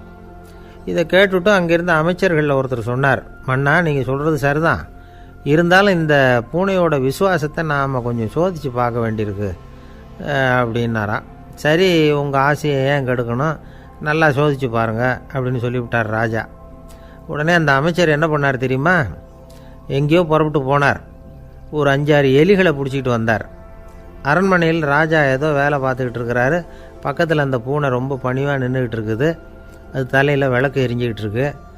அமைச்சர் தான் பிடிச்சிக்கிட்டு வந்த எலிகளை அந்த பூனை பார்வையில் படுறது மாதிரி எதிரில் விட்டார். அந்த எலிகள்லாம் அங்கேயும் இங்கேயும் ஓட ஆரம்பிச்சிது. அதை பார்த்தது பூனை, அவ்வளவுதான். தலையில் இருக்கிற விளக்கை பற்றியும் கவலைப்படலை, ராஜாவை பற்றியும் கவலைப்படலை. ஒரே பாய்ச்சலாக பாஞ்சு எலிகளை துரத்த ஆரம்பிச்சுட்டுது. தலையில் இருந்த விளக்கு எங்கேயோ போய் விழுந்தது, அணைஞ்சு போச்சு.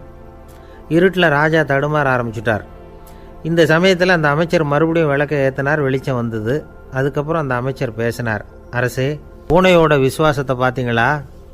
எலி அது கண்ணில் படுற வரைக்கும் தான் விசுவாசமாக இருந்தது. அது மாதிரி எலியை பார்த்ததும் எல்லாத்தையும் விட்டுட்டு அதை துரத்த ஆரம்பிச்சுட்டு பார்த்தீங்களா? தான் அந்த பூனையை பற்றி நினச்சது தப்புங்கிறது அதுக்கப்புறம் தான் அந்த ராஜாவுக்கு புரிஞ்சுதான்.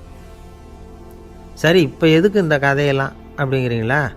இந்த பூனை மாதிரி தான் நம்ம மனசும். மனசை எவ்வளவு தான் பயிற்சி கொடுத்து பக்குவமாக வச்சுருந்தாலும் பார்க்குறதுக்கு பரமசாது மாதிரி தான் இருக்கும். பார்க்க வேண்டியதை பார்த்துட்டுதுன்னா பாஞ்சிரும். இந்த பூனை மாதிரி புலன் இன்ப பொருள்கள் கிட்டாத வரைக்கும் மனம் அடங்கி இருக்கிறது மாதிரி தான் தெரியும். கொஞ்சம் வாய்ப்பு கிடைச்சாலும் அது குதிக்க ஆரம்பிச்சிரும், தப்பு பண்ண ஆரம்பிச்சிரும். பெரிய பெரிய முனிவர்கள் வாழ்க்கையில் நடந்த வீழ்ச்சி இதை தான் நிரூபிக்குது. புலன்களின் ஆற்றல் அதிகம். அதனால் மனக்கட்டுப்பாடு பயிற்சிகளில் ரொம்ப எச்சரிக்கையாக இருக்கணுங்கிறார் சுவாமி சிவானந்தர். மது பழக்கத்தையே விட்டுவிட்டேன்னு உறுதியாக இருப்பான். கடை கண்ணில் பட்டுவிட்டதுன்னா கால் அவனை கேட்காமலே இழுத்துக்கிட்டு உள்ளே போயிடும். இதுதான் மனசுங்கிறது. அதுதான் அந்த ராஜா வளர்த்த பூனை. நம்மால் ஒருத்தன் அந்த ராஜா பூனை தலையில் விளக்க வச்சது மாதிரி இவன் தன்னுடைய தலையிலேயே ஒரு விளக்கை ஏற்றி வச்சுக்கிட்டு என்னத்தையோ தேட ஆரம்பித்தான். தேடிக்கிட்டு இருக்கிறான். தலையை ஆட்டாமல் நிதானமாக நடந்து ரொம்ப நேரமாக தேடிட்டு இருக்கிறான். அந்த சமயம் அங்கே வந்த ஒருத்தர் என்னத்தை தேடுறீங்கன்னு கேட்டார். அதுதான் மறந்து போச்சு அப்படின்னு இழுத்தான். சரி, கொஞ்சம் இப்படி உட்காருங்க, ஞாபகம் வந்ததும் தேட ஆரம்பிக்கலாம் அப்படின்னார் அவர். இவன் கொஞ்ச நேரம் உட்காந்து யோசித்தான். அப்புறம் திடீர்னு எழுந்திரிச்சான். ஞாபகம் வந்துட்டுதுன்னா. என்னன்னு கேட்டார். எங்கள் வீட்டில் இருந்த விளக்கை எங்கே வச்சேன்னு தெரியல, அதை தான் தேடிக்கிட்டு இருக்கிறேன், ஏற்றி வைக்கலாம்னு பார்க்குறேன் அப்படின்னா. ஒரு ராஜா இருந்தார். நாடு பூராவும் நிறைய மரங்களை நட்டு வளர்க்கணுங்கிறது அவரோட ஆசை. தானே அதுக்கு முன்மாதிரியாக இருக்கணும்னு நினச்சார். அரண்மனையை சுற்றி மரங்களை நட்டு வளர்த்தார். இதை பார்த்துட்டு ஜனங்களும் அவங்கவுங்க வீட்டை சுற்றி மரக்கன்றுகளை நட்டு வளர்த்தாங்க. கொஞ்ச காலத்தில் ஊர் பூரா பசுமையாக மாறிச்சு. எல்லாருக்கும் சந்தோஷமாக இருந்தது. இது ஒரு பக்கம் இருக்கட்டும். இப்போ நான் சொல்ல போகிற கதை வேறு. அதாவது, அந்த ராஜா ஒரு நாள் தன்னுடைய அரண்மனையை சுற்றி இருக்கிற விதவிதமான மரங்களை எல்லாம் போய் பார்த்தார். எப்படி இருக்கிறீங்க அப்படின்னு ஒவ்வொரு மரத்துக்கிட்டையும் விசாரித்தாராம். எந்த மரமும் சந்தோஷமாக இருக்கிறதா தெரியல. அதுக்கும் மனசில் ஒரு குறை. முதல்ல ஆலமரத்துக்கிட்ட போனார். அது சொல்லிச்சு, மண்ணா, நான் நல்லா பெருசாக வளர்ந்துருக்கிறேன், அடர்த்தியாக இருக்கிறேன், கிளையெல்லாம் 4 பக்கமும் நல்லா படர்ந்து தான் இருக்குது, இருந்தாலும் எந்த பிரயோஜனமும் இருக்கிறதா தெரியல எனக்கு. என்னுடைய பழம்லாம் ரொம்ப சின்னதாக இருக்குது, என் கண்ணுக்கு சரியாக புறப்பட மாட்டேங்குது. நான் இருக்கிற சைஸுக்கு என்னுடைய கிளையில் இருக்கிற பழம்லாம் எவ்வளோ பெருசாக இருக்கணும், அது இத்தினூண்டு இருக்கிறது எனக்கு பெரிய அவமானமாக இருக்குது. இப்படி இங்கே நின்றுக்கிட்டு இருக்கிறதே ரொம்ப கூச்சமாக இருக்குது. ஒரு நல்ல புயல் வந்ததுன்னா பேசாமல் சாஞ்சு விடலாமான்னு பார்க்குறேன் அப்படின்னு புலம்புது ஆலமரம். சரி, இருக்கட்டும்னு நினச்சிக்கிட்டு ராஜா அடுத்தபடியாக ஒரு அத்தி மரத்துக்கிட்ட போனார். அதுவும் புலம்ப ஆரம்பிச்சுட்டுது. நான் கூட பெரிய மரம் தான், இல்லை இலையெல்லாம் அழகாக தான் இருக்குது, பழம் அழகாக இருக்குது, இருந்தாலும் உள்ள விஷயம் இல்லையே, அத்தி பழத்தை புட்டு பார்த்தா அத்தனையும் சொத்தை அப்படின்னு பழமொழியே உண்டாயிட்டுதே. இப்படி ஒரு கெட்ட பேரோடு நான் இருக்கணுமா அப்படின்னு புலம்புது அது. சரி, இது இருக்கட்டும் அப்படின்னு சொல்லி அடுத்தபடியாக வேப்ப மரத்துக்கிட்ட போனார். அது தன்னுடைய வேதனையை வெளியிட்டது. எனக்கு எவ்வளவோ மருத்துவ குணங்கள்லாம் இருக்கிறதா சொல்லிக்கிறாங்க, இருந்தாலும் என்ன பிரயோஜனம், என்னுடைய பழத்தை மனிதர்கள் யாரும் விரும்பி சாப்பிட்றது இல்லையே அப்படின்னுது. ராஜா அடுத்தாப்புல இருந்து ஒரு பனை மரத்துக்கிட்ட போனார். நான் நல்லா உயரமாக தான் வளர்ந்துருக்கிறேன், மற்ற மரங்கள்லாம் என்னை அண்ணாந்து தான் பார்க்கணும், இருந்தாலும் என்கிட்ட நிழலுக்காக யாரும் ஒதுங்கிறது இல்லையே அப்படின்னுது. என்ன இது, எல்லா மரமும் இப்படி திருப்தி இல்லாமல் இருந்துக்கிட்டு இருக்குதே அப்படின்னு நினச்சிக்கிட்டே ராஜா அடுத்தபடியாக அங்கே இருந்த ஒரு பைன் மரத்துக்கிட்ட போனார். அழகாக உயரமாக பசுமையாக தான் இருந்தது, ஆனால் பழமோ பூவோ கிடையாது. அதை நினச்சி அது வருத்தப்பட்டுக்கிட்டு இருக்குது. ஓக் மரம் அது ஒன்று நின்றுட்டு இருந்தது. அது என்ன சொல்லிச்சுன்னா, இலை உதிர் காலத்தில் என் மேலே இருக்கிற எல்லா இலைகளும் உதிர்ந்து போடுது, முடி கொட்டின மனிதர்கள் மாதிரி மொட்டையாக நான் நிற்க வேண்டியிருக்குது, என்ன வாழ்க்கை இது அப்படின்னு சொல்லி அழுத்துக்கிட்டது. சரி, புளிய மரம் என்ன சொல்லுது பார்ப்போம்னு அதுக்கிட்ட போனால், என்னுடைய நிழலில் யாருமே தங்க மாட்டாங்க, உடம்புக்கு சூடுன்னு ஒதுங்கி போயிடுவாங்க, அடிமரத்தை பார்த்திங்கன்னா பட்டையெல்லாம் உறிஞ்சி பார்க்குறதுக்கே கேவலமாக இருப்பேன் அப்படின்னுது அது. முருங்கை மரம் என்ன சொல்லிச்சு தெரியுமா, என்னுடைய இலை காயெல்லாம் சாப்பிட்றவங்களுக்கு சத்து கொடுக்கறது வாசம்தான், ஆனால் என் உடம்புல சத்தே கிடையாது, கொஞ்சம் வேகமாக காற்று அடிச்சதுன்னா முறிஞ்சி விழுந்துடுறேன், என்ன வாழ்க்கை இது அப்படின்னு சொல்லி அது வருத்தப்பட்டது. ராஜா யோசனை பண்ணார். என்ன இது, மரங்கள் பூமியின் வரங்கள்னு சொல்கிறோம், மழை பெய்யறதுக்கு அதுதான் காரணம், பூமி செழிப்பாக இருக்கிறதுக்கும் அதுதான் காரணம், வீடு கட்டுறதுக்கு மரம், நாற்காலி செய்ய உபயோகப்படுத்துறதுக்கும் அதுதான் உபயோகப்படுது, மனுஷனுக்கு வேண்டிய ஆகாரங்களையும் கொடுக்குது, இப்படிலாம் இருந்தும் எல்லா மரமும் நிம்மதி இல்லாமல் இருந்துக்கிட்டு இருக்குதே அப்படின்னு நினச்சார். அப்போது அங்கே இருந்த ஒரு மகிழ மரம் அவர் கண்ணில் பட்டுது. அந்த மரம் மட்டும் கொஞ்சம் நிம்மதியாக மகிழ்ச்சியாக இருக்கிறது மாதிரி தெரிஞ்சுது. உடனே ராஜா அதுக்கிட்ட போனார். உனக்கு மனசில் எதுவும் குறை இல்லையான்னு கேட்டார். இல்லை, நான் சந்தோஷமாக தான் இருக்கேன்னு தான் அந்த மகிழ மரம். அப்படியான்னு ஆச்சரியமாக கேட்டார் ராஜா. ஆமாம் மன்னா, இந்த இடத்துல நீங்கள் ஒரு முருங்கை மரத்தையோ வேப்ப மரத்தையோ கூட நட்டிருக்கலாம், ஆனால் இந்த இடத்துல நடுறதுக்கு என்ன தேர்ந்தெடுத்துருக்குறீங்க, அதுவே எனக்கு பெருமை, அதுவே எனக்கு திருப்தி அப்படின்னு தான் மகிழ மரம். மகிழ மரம் சாதாரணமாக தான் இருக்கும், இளம் மஞ்சள் நிறத்தில் பூக்கள், அது காய்ந்தும் மனம் வீசும். மகிழ மரம் மாதிரி மன திருப்தியோடு வாழறதுக்கு நாம் கற்றுக்கணுமா. நாம் இந்த உலகத்தில் ஒரு நாயாவோ நரியாவோ கூட பிறந்திருக்கலாம், மனுஷனாக பிறந்திருக்கிறோம், அதுவே பெருமை தானே. இந்த நிறைவு தான் மகிழ்ச்சியின் ரகசியம். ஒரு பையன் அப்பா கிட்ட போய், அப்பா, நீங்கள் இந்த உலகத்தில் ஒரு மனுஷனாக பிறந்தது என்னோட அதிர்ஷ்டம் நானா. ஏண்டா அப்படி சொல்கிறேன்னு இருக்கார் அப்பா. நீங்கள் ஒரு கரடியாக பிறந்திருந்தா இந்நேரம் நானும் ஒரு கரடி குட்டியாக தானே இருந்திருப்பேன் அப்படின்னு நானா பையன். இந்த உலகத்தில் நாம் நல்லபடியாக இருக்கணும்னா அதுக்கு முக்கியமாக தேவைப்படுறது 2. ஒன்று செல்வம், இன்னொன்று அறிவு. சரி, இது ரெண்டில் சிறந்தது எது அப்படின்னு ஒரு கேள்வி கேட்டால் என்ன பதில் சொல்கிறது? இதே கேள்வியை ஹஸ்ரத் அலி அவர்கள்கிட்ட கேட்டாங்களாம். அவர் ஒரு பெரிய அறிஞர். கேள்வி கேட்டவங்களும் சாதாரண ஆட்கள் இல்லை, இவங்களும் அறிஞர்கள். ஒரு நாள் ஹஸ்ரத் அலி அவர்கள்கிட்ட 10 அறிஞர்கள் வந்தாங்களாம். ஐயா, நாங்கள் 10 பேரும் உங்ககிட்ட ஒரே கேள்வியை தான் கேட்க வந்திருக்கிறோம். ஆனால் எங்கள் 10 பேருக்கும் நீங்கள் தனித்தனியாக பதில் சொல்ல முடியுமா அப்படின்னு கேட்டிருக்காங்க.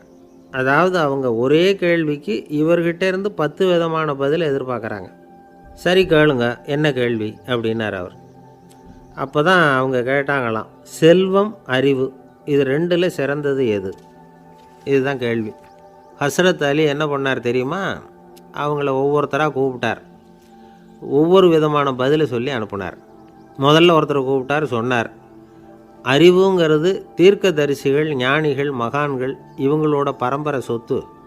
ஆனால் செல்வங்கிறது கொடுங்கோலரின் ஆயுதம். அதனால் அறிவு தான் சிறந்தது அப்படின்னார். ரெண்டாவது ஆளை கூப்பிட்டார். உங்ககிட்ட செல்வம் இருந்தால் நீங்கள் தான் அதை காப்பாற்றணும். ஆனால் அறிவு உங்களை எப்பவும் காப்பாற்றும். ஆகவே அறிவு தான் சிறந்தது அப்படின்னார். மூணாவது ஆளை கூப்பிட்டார். செல்வந்தனுக்கு எப்போதும் விரோதிகள் அதிகம், ஆனால் அறிஞனுக்கு நண்பர்கள் அதிகம். அதனால் அறிவு தான் சிறந்ததுன்னார். அடுத்தவரை கூப்பிட்டார். செல்வம் அடுத்தவங்களுக்கு கொடுக்க கொடுக்க குறையும், ஆனால் கல்விங்கிறது அதிகரிச்சுக்கிட்டே வரும், கொடுக்கறதுனால குறையாது. அதனால் அறிவு தான் சிறந்ததுன்னார். இன்னொருத்தரை கூப்பிட்டார். அறிவுள்ளவன் எப்பவும் அதை அடுத்தவங்களுக்கு வாரி வழங்கிக்கிட்டே இருப்பான். அதனால் அவங்ககிட்ட தாராளத்தன்மை இருக்கும். ஆனால் செல்வந்தன்கிட்ட கஞ்சத்தனம் தான் இருக்கும். அதனால் அறிவு தான் சிறந்ததுன்னார். ஆறாவது நபரை கூப்பிட்டார். செல்வத்தை கள்வர்கள் திருடிட்டு போக முடியும், ஆனால் அறிவை அப்படி திருடிட்டு போக முடியாது அப்படின்னார்.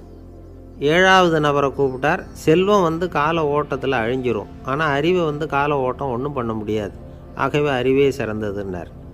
எட்டாவது ஆளை கூப்பிட்டு சொன்னார், செல்வத்துக்கு எப்பவும் எல்லை உண்டு, நிறை உண்டு, அளவு உண்டு, கணக்கு உண்டு. ஆனால் அறிவுக்கு அப்படிப்பட்ட எல்லை எதுவும் கிடையாது. அதனால் அதுதான் சிறந்ததுன்னார். அடுத்தவனை கூப்பிட்டார். செல்வம் உள்ளத்தில் உள்ள ஒளியை போக்கிவிடும், இருட்டை உண்டாக்கிவிடும், விரிந்த மனப்பான்மையை குறுகலாக்கிவிடும். ஆனால் அறிவு அப்படி இல்லை, இருண்ட உள்ளத்தில் ஒளியை பாய்ச்சி அதை விசாலப்படுத்துது. அதுதான் சிறந்ததுன்னார். கடைசியாக 10வது நபரை கூப்பிட்டார். செல்வம் மனசில் செருக்கை உண்டாக்குது, ஆணவத்தை ஏற்படுத்துது. அதனால் நானே கடவுள்னு நினைக்கிற அளவுக்கு மனுஷனை தாழ்த்தி விடுது. ஆனால் அறிவு பணிவையும் பண்பாட்டையும் வளர்க்குது. அதனால் அறிவு தான் சிறந்ததுன்னார். ஆக இப்படி 10 பேருக்கும் 10 விதமாக பதில் சொன்னது மூலமாக ஹஸ்ரத் அலி அவர்கள் அறிவு தான் செல்வத்தை விட சிறந்தது அப்படிங்கிறதுக்கு 10 காரணங்களை சுட்டி காட்டியிருக்கார். அந்த அறிஞர் 10 பேர் கேட்ட ஒரே கேள்விக்கு 10 பதில் சொன்னார். நமக்கு வேண்டிய ஒருத்தர் 10 பேர் கேட்ட கேள்விக்கு ஒரே பதில் சொல்லி சமாளித்தார். கேள்வி என்ன தெரியுமா? என்கிட்ட வாங்கின கடனை எப்போயா திருப்பி கொடுக்க போகிற? இதுதான் அந்த 10 பேரும் கேட்ட ஒரே கேள்வி. இந்த மாதம் 26ஆம் தேதி தந்துடுறேன் அப்படிங்கிற ஒரே பதில் சொல்லி அவ்வளவு பேரையும் இவர் அனுப்பி வச்சுட்டாராம். எல்லாரும் போனதுக்கப்புறம் இவரை தனியாக கூப்பிட்டு கேட்டிருக்கிறாங்க. அது என்ன சார் கணக்கு, 26ஆம் தேதி அன்னைக்கு என்ன அதிசயம் நடக்க போகுது அப்படின்னு கேட்டிருக்காங்க. அதிசயம் அன்னைக்கு இல்லை, அதுக்கு நாளே நடக்க போகுதுன்னாராம்.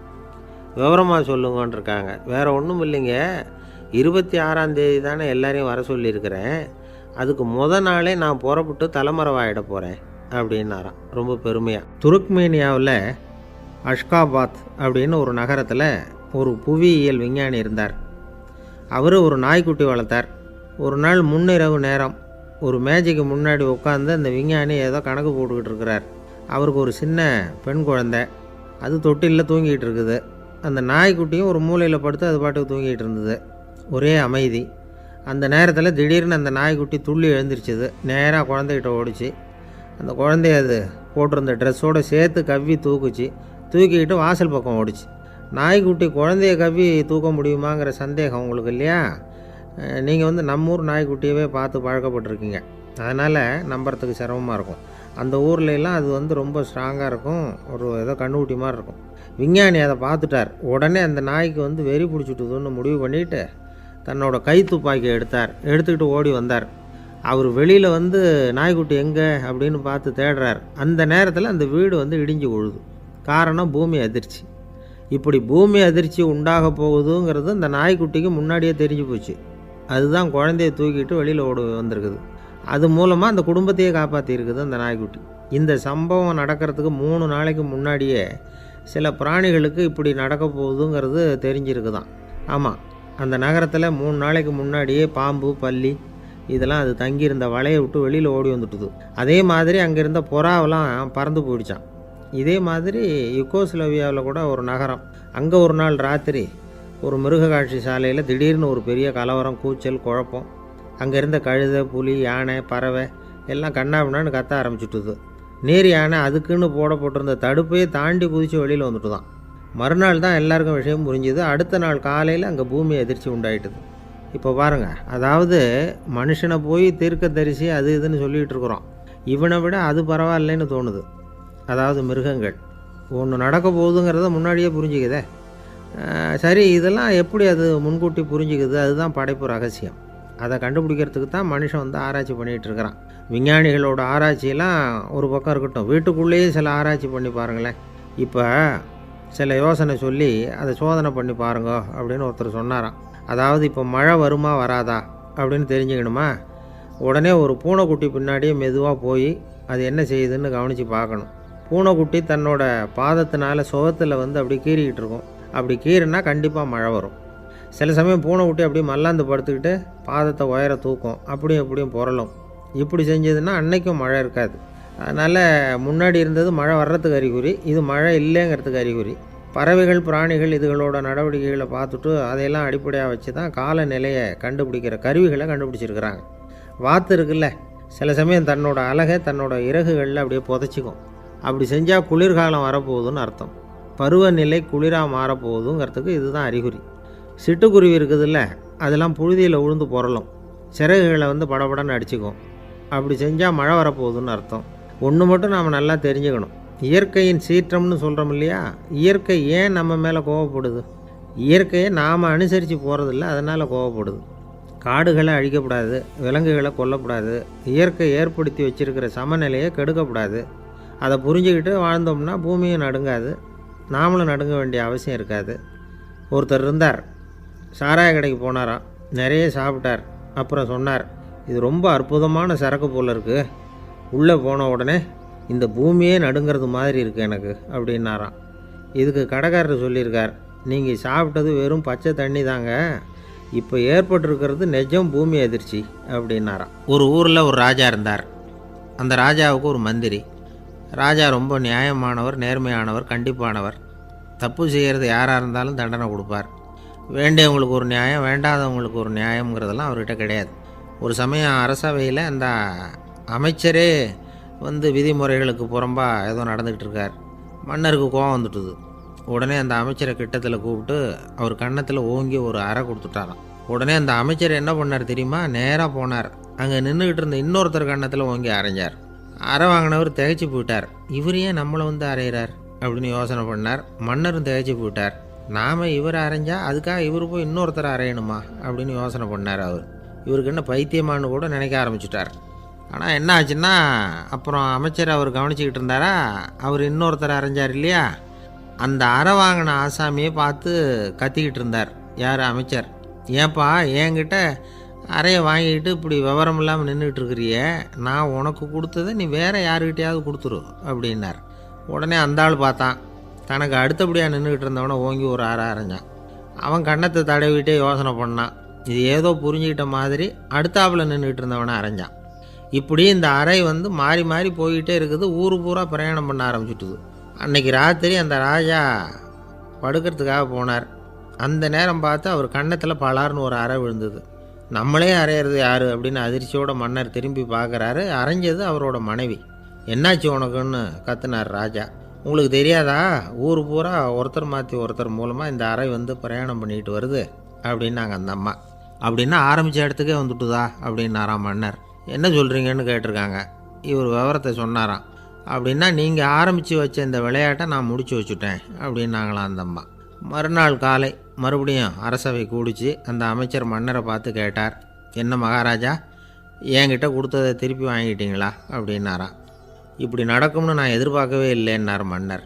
ஆனால் நான் எதிர்பார்த்தேன், அது எங்கே போயிட போகுது, ஊர் பூரா சுற்றி கடைசியில் உங்ககிட்ட தான் வந்து சேரும் அப்படிங்கிறது எனக்கு தெரியும் அப்படின்னாராம் அமைச்சர். இந்த கதை வேடிக்கையாக இருந்தால் கூட இதில் உள்ள கருத்து முக்கியமானது. இந்த உலகத்தில் பல கருத்துக்கள் இப்படி தான் மாறி மாறி சுற்றி வந்துக்கிட்டே இருக்குது. நம்மால் ஒருத்தன் தன்னுடைய நண்பன் ஒருத்தனை கடத்தெருவில் பார்த்தான். உடனே ஓடி போய் பலார்னு ஒரு அறை கொடுத்தானான். அவன் கண்ணத்தை தடவிட்டு ஏன்டா என்ன அரைஞ்சேன்னு கேட்டிருக்கான். நீ ஏன்டா என்னை முட்டாள்னு என் மனைவிட்ட போய் சொன்னேன் அப்படின்ட்டுருக்கான் அவன்.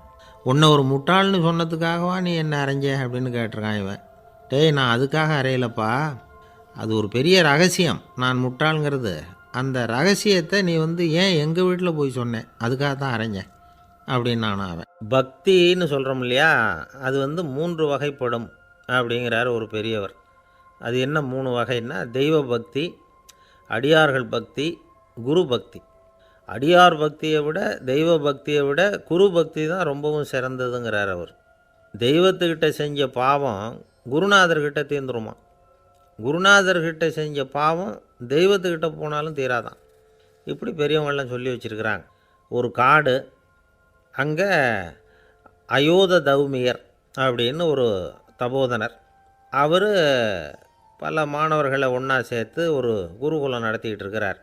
பல தரப்பட்டவங்க பல திறப்பட்டவங்க மாணவர்கள் அதில் சேர்ந்து படிச்சுக்கிட்டு இருக்கிறாங்க. பாஞ்சால ராஜகுமாரன் ஒருத்தனும் அந்த குருகுலத்தில் சேர்ந்து படிச்சுக்கிட்டு இருக்கிறான். அவன் பேர் ஆருணி. பெரிய இடத்து புள்ள, இருந்தாலும் படுப்பில் ரொம்ப கெட்டிக்காரனாக இருந்தான். அவன் தான் அங்கே முதல் மாணவன். ஒரு நாள் குருநாதர் அந்த அரசகுமாரனை கூப்பிட்டார்.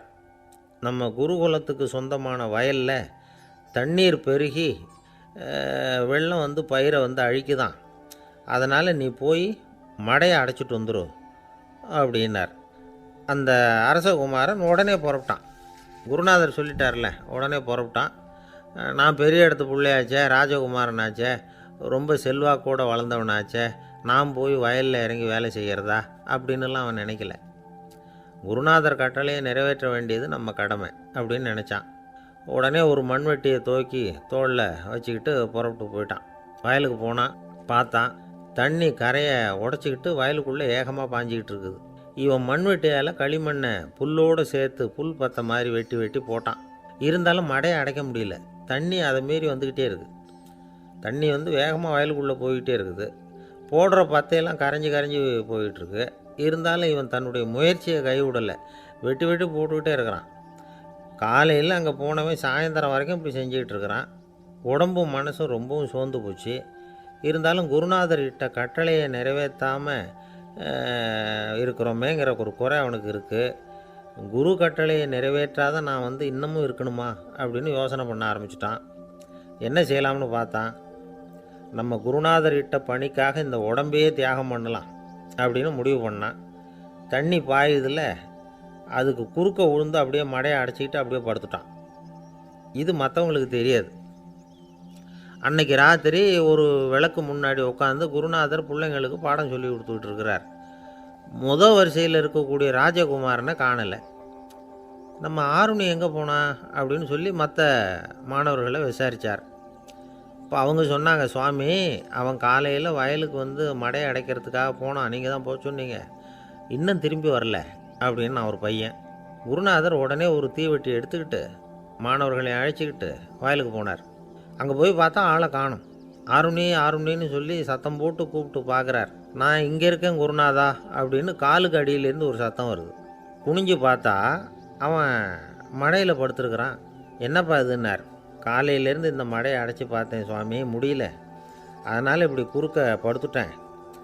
என்னை தாண்டறதுக்கு பயந்து போய் தண்ணியை தேங்கி நின்றுட்டுது அப்படின்னா. அவனுடைய குரு பக்தியையும் அவனை தாண்டறதுக்கு அஞ்சு நிற்கிற தண்ணி தேக்கத்தையும் பார்த்துட்டு எல்லாரும் ரொம்ப ஆச்சரியப்பட்டு போயிட்டாங்களாம். ஆருணி எழுந்திரிச்சு வா அப்படின்னு கூப்பிட்டாரான் குருநாதர்.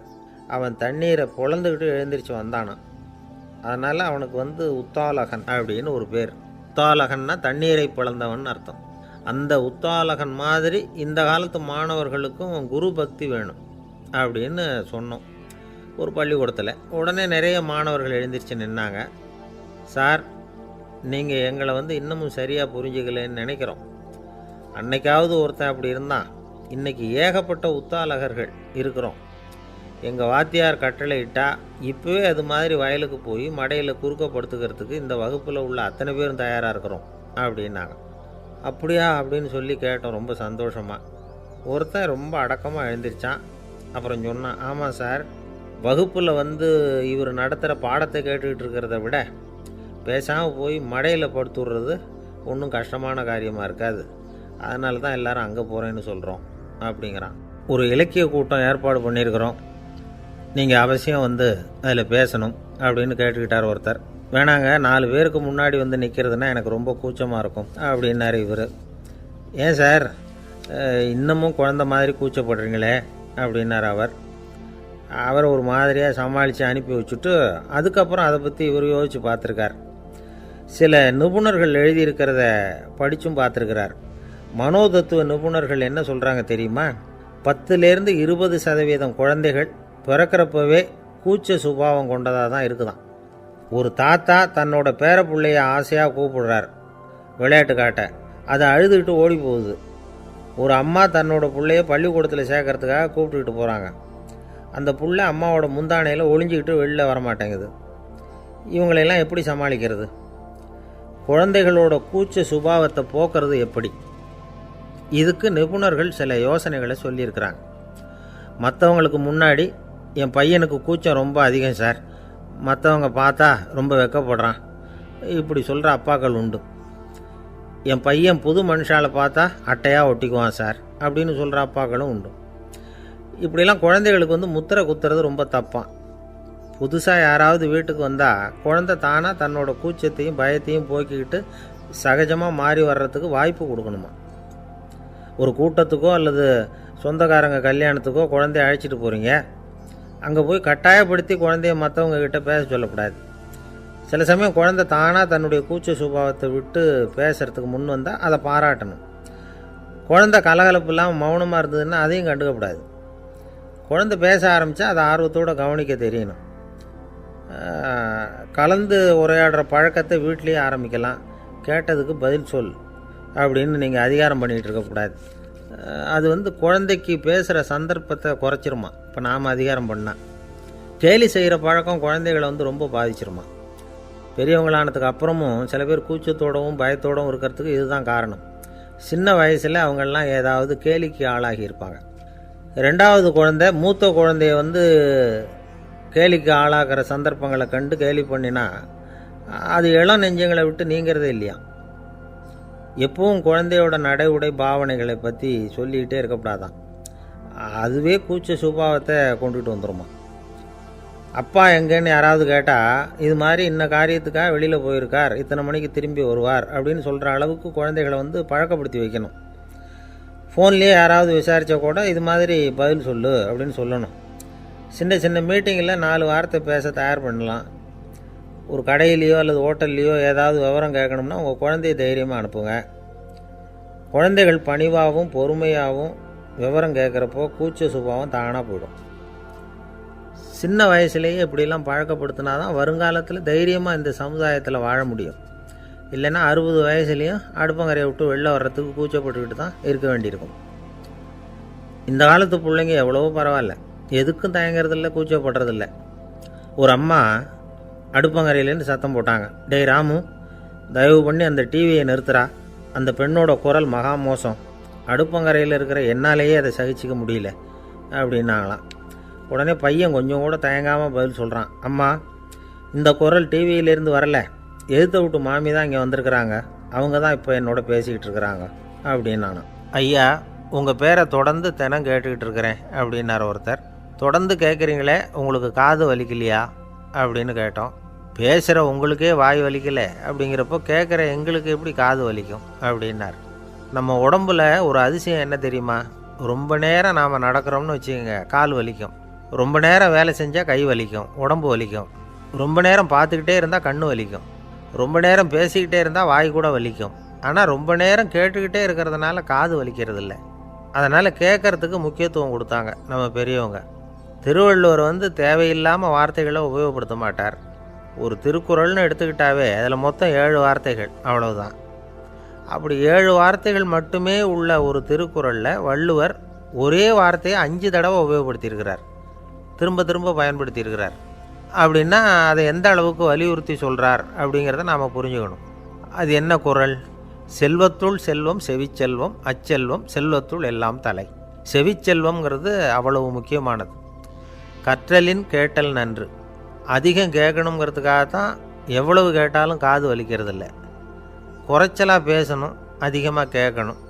இன்னொரு விஷயம் கவனிங்க, நம்ம உடம்பில் கண்ணுக்கு மூடி இருக்குது, எதையாவது நாம் பார்க்க விரும்பலைன்னா உடனே கண்ணை மூடிக்கலாம். நம்ம வாய்க்கு மூடி இருக்குது, பேச விருப்பம் இல்லையா, வாயை மூடிக்கலாம். மூக்குக்கு கூட மூடிக்கிற வசதி இருக்குது, எதையாவது முகர விருப்பம் இல்லையா, மூச்சை அடக்கிக்கலாம். ஆனால் பாருங்கள், காதுக்கு மூடி கிடையாது, அதை கையால் தான் மூட முடியும்.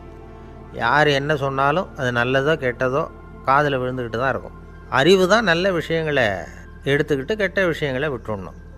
நல்ல கருத்துக்கள் நம்ம காதில் நிறைய விழுந்துக்கிட்டே இருக்கணும். அதை கேட்டு நாம் நல்லபடியாக வாழணுங்கிறது தான் படைப்பின் விருப்பம். ஆன்மீகவாதிகள் கூட ஒன்று சொல்லுவாங்க, அதாவது ஆன்மீக பாதையில் நீங்கள் முன்னேறணும்னா முதல்ல சிரவணம் செய்யணும்பாங்க. அதாவது பெரியவங்க சொல்கிற நல்ல கருத்துக்களை கேட்கணும் அப்படின்னு அதுக்கு அர்த்தம். அதனால் யார் நல்ல கருத்துக்களை சொன்னாலும் அதை காது கொடுத்து கேளுங்க. இவ்வளவு கருத்துக்களையும் நம்ம நேயர் ஒருத்தர்கிட்ட சொல்லிகிட்டு இருந்தோம். அவரும் சரி சரின்னு தலையாடிக்கிட்டே இருந்தார். அப்புறம் சொன்னார், நீங்கள் சொல்கிறது சரிதான் சார், காதுக்கு மூடி இல்லைங்கிறது ரொம்ப சரி. அதனால தான் உங்கள் தகவல் கூட நாங்கள் விரும்புகிறோமோ இல்லையோ தினம் காதில் விழுந்துக்கிட்டு இருக்குது அப்படின்னார். எங்களுக்கு ரொம்ப பெருமையாக இருந்தது. அப்படியா அப்படின்னோம். ஆனாலும் என்ன மாதிரி சில பேர் நீங்கள் தகவல் சொல்கிற சமயத்தில் காதில் மூடி இல்லையேன்னு சொல்லி கவலைப்படுறதில்ல சார் அப்படின்னார். ஏன்னு கேட்டோம். காதை மூடுறதுக்கு தானே வசதி இல்லை, ரேடியோவை மூடுறதுக்கு வசதி இருக்குதுல்ல, அதனால் டக்குன்னு அதை மூடி வச்சுருவோம் அப்படின்னார். வங்க நாவலாசிரியர் சரத் சந்திரர் ஒரு நண்பர் அவர்கிட்ட வந்தார். வழக்கமாக எல்லா எழுத்தாளர்கள்கிட்டையும் கேட்குற ஒரு கேள்வியை கேட்டார். நீங்கள் எழுத்துத்துறைக்கு வந்தது எப்படி? இதுதான் கேள்வி. அதை தெரிஞ்சு என்ன பிரயோஜனம்னார் சரத் சந்திரர். சும்மா சொல்லுங்களேன், தெரிஞ்சுக்கிறேன் அப்படின்னார் வந்தவர். சரி சொல்கிறேன்னு ஆரம்பித்தார். நான் ரங்கூனில் வேலை பார்த்துக்கிட்டு இருந்தேன். சம்பளம் பத்தில், வேலையும் பார்த்துக்கிட்டு ஒரு பலசரக்கு கடை வைக்கலாம்னு நினச்சேன்.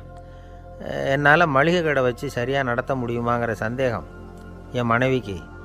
அதை சோதனை பண்ணி பார்க்கணுங்கிறதுக்காக சில பொருள்களின் அளவு, அதோட விலை, இப்படி சிலதை சொல்லி எல்லாத்தையும் மனக்கணக்காக கூட்டி போட சொன்னாங்க. என்னால் சரியாக கூட்டி சொல்ல முடியல. உங்களால் மளிகை கடை நடத்த முடியாதுன்னு சொல்லிவிட்டாங்க. உடனே என்ன பண்ணுறது, வேறு வழி இல்லை, கதை எழுத ஆரம்பிச்சிட்டேன் அப்படின்னார். கேட்டவருக்கு சிரிப்பு வந்துட்டு தான். சரத் சந்திரர் ஒரு பக்கம் சீரியஸான நாவல்கள், சிறுகதைகள் எழுதியிருந்தாலும் அவருடைய இன்னொரு பக்கம் வேறு விதம்.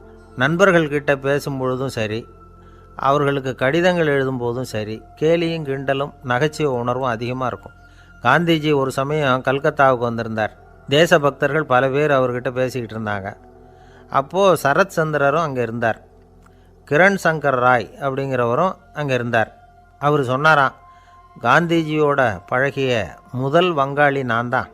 போயர் யுத்த காலத்தில் இவர் லண்டனுக்கு வந்திருந்தப்போ என்கிட்ட தான் வங்காள மொழி கற்றுக்கிட்டார் அப்படின்னாராம். உடனே சரத் சந்திரர் காந்திஜியை பார்த்து, இவர் உங்களுக்கு வங்காள மொழி கற்றுக் கொடுத்தது உண்மைதானா அப்படின்னாராம். ஆமான்னாராம் காந்தி. அதனால தான் உங்களால் வங்காள மொழி கற்றுக்க முடியல அப்படின்னாராம். எல்லாரும் சிரித்தாங்களாம். சரத் சந்திரர் சாம்தாபேர் அப்படிங்கிற கிராமத்தில் தங்கியிருந்தார் ஒரு இலக்கிய நிகழ்ச்சியில் கலந்துக்கிறதுக்காக. அதுக்காக ஒரு கல்கத்தாவுக்கு போக வேண்டிய சூழ்நிலை. அதுக்காக புறப்பட்டார். அந்த சமயத்தில் பின்னாடி இருந்து யாரோ அவரை கூப்பிட்டாங்க. இப்படி கூப்பிட்டவரை பார்த்து இன்னொருத்தர் யாரோ அதட்டி இருக்கிறாங்க. போகிறவரை ஏன் இப்படி கூப்பிடுறீங்க அப்படின்னு. ஏன் கூப்பிட்டா என்னன்னு கேட்டிருக்கார் சரத் சந்திரர். புறப்படுறவங்கள பின்னாடி இருந்து கூப்பிடுறது அபசகுனம், போகிற இடத்துல ஏதாவது ஆபத்து வரலாம் அப்படின்னு அதுக்கு விளக்கம் கொடுத்துருக்கிறார் அவர். உடனே சரத் சந்திரர் சொன்னாராம், இதோ இவங்க என்னை இலக்கிய கூட்டத்துக்கு அழைச்சிட்டு போகிறாங்களே, இதை விட வேறு என்ன ஆபத்து வந்துட போகுது அப்படின்னாராம். இப்படி சரத் சந்திரருக்கு இயல்பாகவே நகைச்சுவை உணர்வு உண்டு. அவருடைய நண்பர் ஒருத்தர் வீட்டுக்கு கூப்பிட்டுருந்தார். அங்கே ஒரு கச்சேரிக்கு ஏற்பாடு பண்ணியிருந்தாங்க. சரத் சந்திரருக்கு இயல்பாகவே கச்சேரியில் நீண்ட ஆலோசனையெல்லாம் கேட்குறதுக்கு பொறுமை இருக்காது. அதனால் மெதுவாக பாட போகிறவர் எப்படி அப்படின்னு கேட்டிருக்கார். அவருக்கு ரொம்ப நல்லா பாட தெரியும் அப்படின்னு சொல்லியிருக்கிறாங்க. அதுக்கு சரத் சந்திரர், பாட தெரியுங்கிறது சரி, பாட்டை நிறுத்த தெரியுமா அதை சொல்லுங்கள் முதல்ல அப்படின்னாராம். கங்கைக்கரை தோட்டம் பக்கத்தில் ஒரு ஆசிரமம், அங்கே ஒரு பெரியவர் தங்கியிருக்கிறார். அவர் தான் ராமகிருஷ்ண பரமஹம்சர். அந்த ஆசிரமம் இருந்த இடம் கரக்பூர். வங்காளத்தில் பொதுவாக எல்லோரும் மீன் சாப்பிட்றது உண்டு. கங்கையில் குளிச்சுட்டு கையில் ஒரு மீனோடு வர்றது வழக்கம். இவர் இருக்கிற இடத்துக்கு கங்கையில் படகு வழியாக வரணும். அப்படி தான் எல்லோரும் வருவாங்க. வர்றவங்கள ஒன்று கூட்டி ஆன்மீக விஷயங்களை பற்றி பேசிக்கிட்டு இருப்பார். ஒவ்வொரு நாள் ஒவ்வொருத்தர் நகரத்துக்கு போகணும். வரும்பொழுது மீன் கொண்டுக்கிட்டு வரணும். அதுக்கு ஒரு அட்டவணையே உண்டு ஆசிரமத்தில். அது பிரகாரம் ஒரு நாள் சுவாமி யோகானந்தர் படகில் போனார். படகை செலுத்தினவங்க ராமகிருஷ்ணரையும் சுவாமி யோகானந்தரையும் மற்றவங்களையும் பித்தர்கள் அப்படின்னு சொல்லி ஏளனமாக பேசினாங்க. அவங்க என்ன பைத்தியம் பிடிச்சவங்க அப்படிங்கிறது மாதிரி. சுவாமி யோகானந்தருக்கு ரொம்ப மென்மையான இதயம். இவங்க இப்படி கண்ணாபின்னான்னு பேசுகிறத பார்த்தா மீனை வாங்கிட்டு திரும்புகிறப்போ என்ன நடக்குமோ அப்படிங்கிற பயம் வேறு வந்துட்டுது அவருக்கு. அவ்வளவு மென்மையானவர். இதை தெரிஞ்சுக்கிட்ட ராமகிருஷ்ணர், யோகானந்தா இங்கே வா அப்படின்னு கூப்பிட்டார். இவர் கண்ணீரை தொடச்சிக்கிட்டே கிட்ட போனார். சொன்னார், ஐயா, படகு ஓட்டுறவங்க உங்களை பற்றி மோசமாக பேசுகிறாங்க. என்ன திட்டினா பரவாயில்ல, ஆனால் உங்களை அவங்க திட்டுறாங்க. அதை என்னால் தாங்கிக்க முடியல அப்படின்னார். இதை கேட்டதும் ராமகிருஷ்ணருக்கு கோபம் வந்துட்டு தான். என்னது, உன்னுடைய குருவை பற்றி அவங்க மோசமாக பேசும்பொழுது நீ சும்மா இருந்தியா? வெளியில் போ அப்படின்னு விட்டார். குரு நிந்தனை செய்கிறப்போ அதை கேட்டுக்கிட்டு சும்மா இருக்கலாமா? குரு நிந்தனையை கேட்டால் பாவம் இல்லையா? என்னை தூற்றும் போது அவங்க பாவம் செய்கிறாங்க. அதை கேட்டுக்கிட்டு நீ சும்மா இருந்தால் நீயும் பாவம் செய்கிற அப்படின்னாராம். அடுத்த நாள் சுவாமி நிரஞ்சனானந்தர் போக வேண்டிய நாள். இவர் படகுல போகும்பொழுதும் அதே மாதிரி நடந்து தான். அவங்க மோசமாக பேச ஆரம்பித்தாங்க, திட்ட ஆரம்பித்தாங்க. அப்படி கேலி பண்ண ஒருத்தனை இவர் என்ன பண்ணார், பலார்னு கன்னத்தில் அரைஞ்சிட்டார். இன்னொருத்தனை கங்கையில் தூக்கி எறியறதுக்கும் தயாராகிட்டார். அதுக்கப்புறம் அவங்க யாரும் வாயை திறக்கலை. மீன் வாங்கிட்டு வர்றப்பவும் படகுல ஒரே அமைதி. அவ்வளவு பயம் அவங்களுக்கு. ராமகிருஷ்ணர் கூப்பிட்டு விசாரித்தார் என்ன நடந்ததுன்னு. இவர் சொன்னார், அவர் யோகானந்தா போகும்பொழுது என்ன நடந்ததோ அப்படியே தான் இப்போவும் நடந்தது. குரு நிந்தனை செய்கிறத கேட்டுக்கிட்டு நான் சும்மா இருப்பேனா? ஒருத்தனை அப்படியே அரைஞ்சுட்டேன், இன்னொருத்தனை ஆற்றுல தூக்கி போட்டுருவேன்னு பயமுறுத்தினேன், அவ்வளவுதான் அப்படின்னாராம். இப்போவும் ராமகிருஷ்ணருக்கு கோபம் வந்துட்டு தான். என்ன இது, அணியறது காஷாயம், இருக்கிறது ஆசிரமம், உனக்கு இவ்வளவு கோபம் வந்ததுன்னா அப்புறம் என்னத்துக்கு ஆசிரமத்தில் இருக்கணும்? பிரம்மச்சாரி எப்பவும் அமைதியாக இருக்கணும் அப்படின்னு அறிவுரை சொன்னாராம் ராமகிருஷ்ணர். அப்போ இவர் கேட்டாராம், ஏங்க அவருக்கு ஒரு விதமான அறிவுரை சொன்னீங்க, எனக்கு வேறு விதமாக அறிவுரை சொல்கிறீங்க, இதில் எது உண்மை அப்படின்னு கேட்டிருக்கார். இதுக்கு ராமகிருஷ்ணர் சொன்ன பதில் என்னென்னா, அட அசடே, சக்கரத்தில் காற்று அதிகமாக இருந்தால் குறைக்கணும், குறைச்சலாக இருந்தால் கூட்டணும். அவன் சாது, அவனுக்கு அதிக உணர்ச்சி தேவை, உனக்கு படபடப்பு அதிகம், உனக்கு பொறுமை தேவை அப்படின்னாராம். இதில் உள்ள கருத்து என்னென்னா, கல்விங்கிறது எப்படின்னா அதை சூழ்நிலைக்கு தகுந்த மாதிரி கற்பிக்கணும். எல்லாருக்கும் ஒரே மாதிரி கற்பிக்கக்கூடாது. கேட்குறவர் தகுதி, புரிஞ்சுக்கிற திறமை, இதை பொறுத்து கல்வி அமையணும். ஆரம்ப காலத்தில் ஒரு குரு, அப்போ ஒரு சீடன் இருந்தான். அது வேடிக்கையான குரு, வேடிக்கையான சீடன். ஒரு ஆசிரமம். ஒரு நாள் ஒருத்தன் அவசரமாக அந்த குருவை தேடி வந்திருக்கிறான். என்ன விஷயம்னு விசாரித்தார் குரு. உங்கள் சீடர் என்னை அடிச்சுட்டார் அப்படின்னு புகார் பண்ணானான் அந்த ஆள். குரு சீடனை கூப்பிட்டார். அடிச்சியா இந்த ஆளை அப்படின்னு கேட்டாரான். ஆமான் இருக்கான் சீடன். ஏன் அடிச்சே அப்படின்னு கேட்டாரான். இந்த ஆள் உங்களை பற்றி மட்டமாக பேசிவிட்டான், என்னால் அதை தாங்கிக்க முடியல, அதனால தான் அடிச்சுட்டேன்ருக்கான். அப்படி என்ன பேசினான் அப்படின்னு கேட்டாரான். உன்னுடைய குருநாதர் இப்போல்லாம் அர்த்தமில்லாமல் பேச ஆரம்பிச்சுட்டார் அப்படின்னு சொல்லிவிட்டான், அதனால தான் அடிச்சுட்டேன் அப்படின்னானா. அதுக்காக அடித்தே அப்படின்னாரான். நான் அதுக்காக அடிக்கலை குருவே, இப்போல்லாம் நீங்கள் அர்த்தமில்லாமல் பேசுகிறதாக அவன் சொல்கிறான், அப்படின்னா இது வரைக்கும் நீங்கள் அர்த்தத்தோடு பேசினதாகத்தானே அர்த்தம், அது தப்பு தானே, அதனால தான் அடித்தேன் அப்படின்னானா. ஒரு பெரியவர் உட்கார்ந்துருக்கிறார். அவரை சுற்றி அவருடைய தோழர்கள் உட்காந்துருக்கிறாங்க. ஏதோ ஒரு முக்கியமான செய்தியை அவர் அவங்களுக்கு சொல்லிகிட்டு இருக்கிறார். அவங்களும் ஆர்வமாக கேட்டுக்கிட்டு இருக்கிறாங்க. இந்த சமயத்தில் யாரோ ஒரு ஆள் வேகமாக அங்கே வர்றார். வர்ற வேகத்திலேயே எனக்கு ஏதாவது உதவி செய்யுங்க அப்படின்னு கேட்டுக்கிட்டே வர்றார். கேட்குறது உதவி, ஆனால் குரல் மிரட்டுறது மாதிரி இருக்குது, அதட்டி கேட்குறது மாதிரி இருக்குது. இதை கேட்டதும் அந்த பெரியவர் ஆத்திரப்படலை. ஆனால் அவரை சுற்றி இருந்தவங்க ஆத்திரப்பட்டாங்க. இதை பெரியவர் கவனித்தார். கொஞ்சம் அமைதியாக இருங்கன்னார். வந்தவரை கூப்பிட்டார். அவருக்கு சில பொருள்களை கொடுத்தார். என்னங்க இப்போ உங்களுக்கு மகிழ்ச்சி தானே அப்படின்னார். ஆ அப்படின்னு அலட்சியமாக அவர் சொல்கிறார். நான் உங்களை நல்ல முறையில் நடத்தினேன்னா அப்படின்னு கேட்குறாரு அவர் மறுபடியும். அதெல்லாம் ஒன்றும் இல்லை அப்படின்னு சொல்லி அவர் சொல்லிகிட்டு இருக்கிறாரு. குரலில் கடுமை குறையில. சுற்றி இருந்தவங்களால் இதை பொறுத்துக்க முடியல. கோபத்தோடு அவரை நோக்கி நெருங்க ஆரம்பித்தாங்க. பெரியவர் அவங்களையெல்லாம் தடுத்து நிறுத்தினார். வந்தவரை வாங்க என்னோட அப்படின்னு சொல்லி அழைச்சிட்டு போனார். வீட்டுக்கு போனார். அங்கே போனதும் இன்னும் சில பொருள்களை எடுத்து அவர்கிட்ட கொடுத்தார். இப்போ திருப்தி தானே, நான் உங்ககிட்ட நல்ல முறையில் நடந்துக்கிட்டேனா அப்படின்னார். அவர் முகம் இப்போ தான் கொஞ்சம் மலர்ந்தது. ரொம்ப நன்றி, இறைவன் உங்கள் குடும்பத்துக்கு எல்லா நன்மைகளையும் செய்வான் அப்படின்னு சொன்னார். இதே வார்த்தைகளை என்னுடைய தோழர்கள்கிட்டே சொல்லிட்டீங்கன்னா அவங்க கோபம் தணிஞ்சிரும். வர முடியுமான்னார். கண்டிப்பாக வர்றேன் அப்படின்னாரு. மறுநாள் காலையில் அந்த இடத்துக்கு வந்தார். அதே மாதிரி சொல்லிவிட்டு அவர் போயிட்டார். தோழர்கள்லாம் ரொம்ப வியப்போடு பெரியவரை பார்த்தாங்க. அந்த பெரியவர் தான் நபிகள் நாயகம். அவர் சொன்னார், ஒருத்தன் ரொம்ப ஆசையாக ஒரு ஒட்டகத்தை வளர்த்துக்கிட்டு வந்தான். ஒரு நாள் அந்த ஒட்டகம் கயத்தை அறுத்துக்கிட்டு ஓடி போயிட்டுது. அக்கம் பக்கத்தில் இருக்கிறவங்கெல்லாம் அந்த ஒட்டகத்தை பிடிக்கிறதுக்கு முயற்சி பண்ணாங்க. அதை துரத்திக்கிட்டு ஓடினாங்க. ஒட்டகம் தாறுமாறாக ஓட ஆரம்பிச்சிது. இந்த சமயத்தில் ஒட்டகத்தை வளர்த்தவன் அங்கே ஓடி வந்தான். நீங்கள் அதை ஒன்றும் செய்ய வேணாம், விட்டுருங்க. அதோட சுபாவம் எனக்கு நல்லா தெரியும். அதை சுலபமாக என்னோடய வழிக்கு கொண்டுட்டு வந்துட முடியும். நான் பார்த்துக்கிறேன், விட்டுருங்கோ அப்படின்னா. எல்லாரும் விலகி போயிட்டாங்க. இவன் என்ன செஞ்சான் தெரியுமா? கொஞ்சம் புல்லை கையில் எடுத்துக்கிட்டு அந்த ஒட்டகத்தை நெருங்கினான். அவ்வளவுதான். அது ஓடி இவன் காலடியில் உட்காந்துக்கிட்டது. செல்லமாக அதை அப்படியே தடவி கொடுத்தான். முதுகில் ஏறி உட்காந்துக்கிட்டான். அது பாட்டுக்கு சாதுவாக நடந்து போகுது. இந்த கதையை நபிகள் நாயகம் தம்முடைய தோழர்களுக்கு சொல்கிறார்.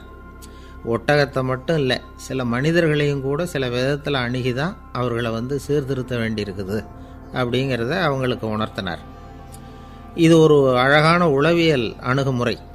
சில குடும்ப தலைவர்கள் கூட இந்த ஒட்டகம் மாதிரி நடந்துக்கிறது உண்டு. அப்புறம் அடங்கி போகிறதும் உண்டு. ஒரு குடும்ப தலைவர் காலையில் எழுந்திரிச்சதுலேருந்து சத்தம் போட்டு கத்திக்கிட்டு இருப்பார். பக்கத்தில் இருந்தவங்கெல்லாம் ஓடி போய் சமாதானம் பண்ணி பார்த்தாங்க. அவர் ஓயறது மாதிரி தெரியல.